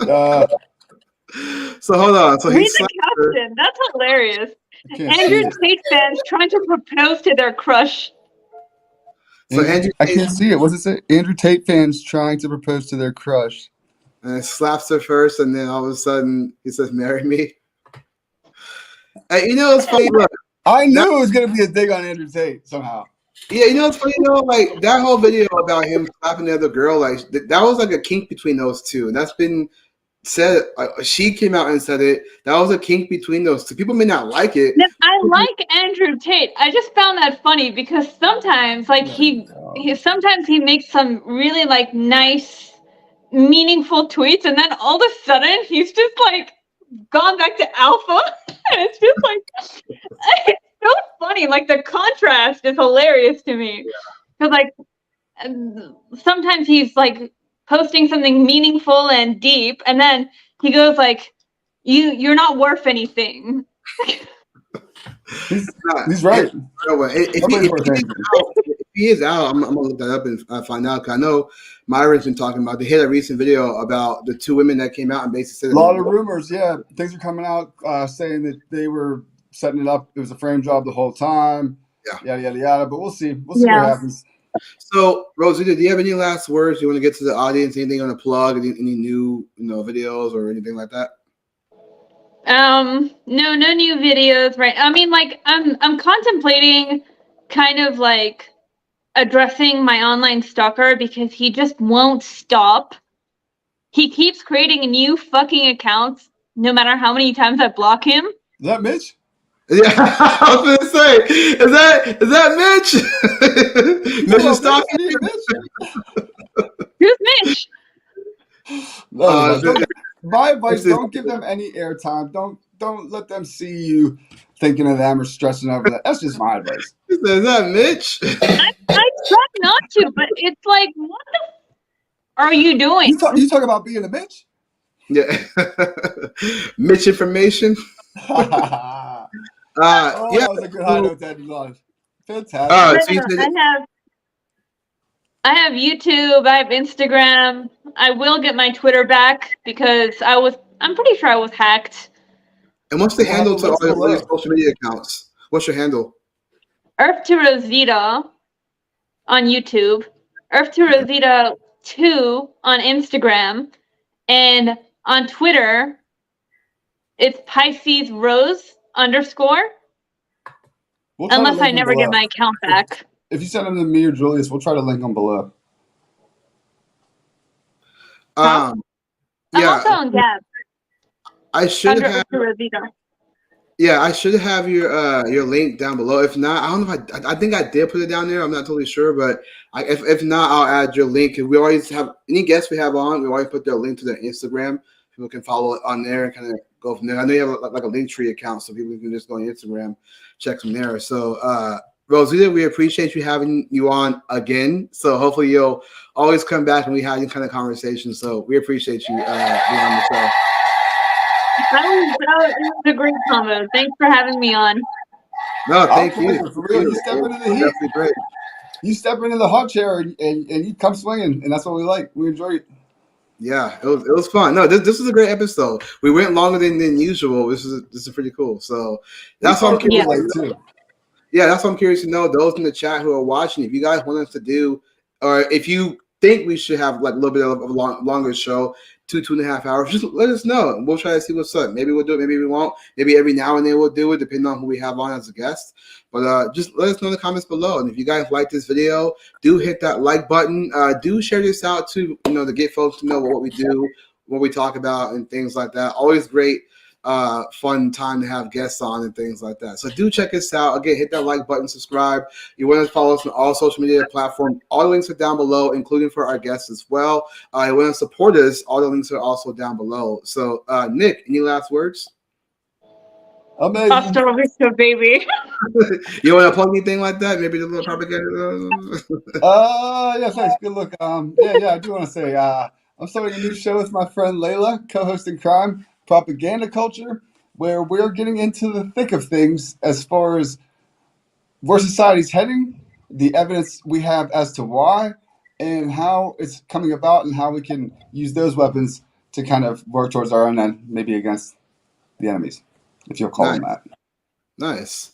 So yeah, definitely go check it out, guys. I'm telling you, the podcast they did, it was super amazing. It was just vibes, man. Like I don't smoke weed, but I would love to smoke weed and just listen to that. I can listen to that all day long. It was such a great podcast. I'm not trying to hype Nick up, but it was a great podcast. To listen to old tapes like that was super dope. So it was really cool. Yeah, I would just say get your money up, treat those the way you want to be treated. Fellas, focus on yourself, go to the gym. Get yourself disciplined. Get your money up, ladies. Stop acting so masculine, and fellas, stop acting so feminine. Be who you are, and stop trying to be what you aren't. So until then, on that note, God bless you guys. God bless your family. God bless America. God bless the world. I always adapt that from my homie Anomaly. Shout out to Anomaly. Hopefully one day we get him on the show and talk to him. That would be super dope. So I'll definitely reach out to him and see what's up. So until then, God bless you guys, and we will see you guys next week. Take care. Have a good one.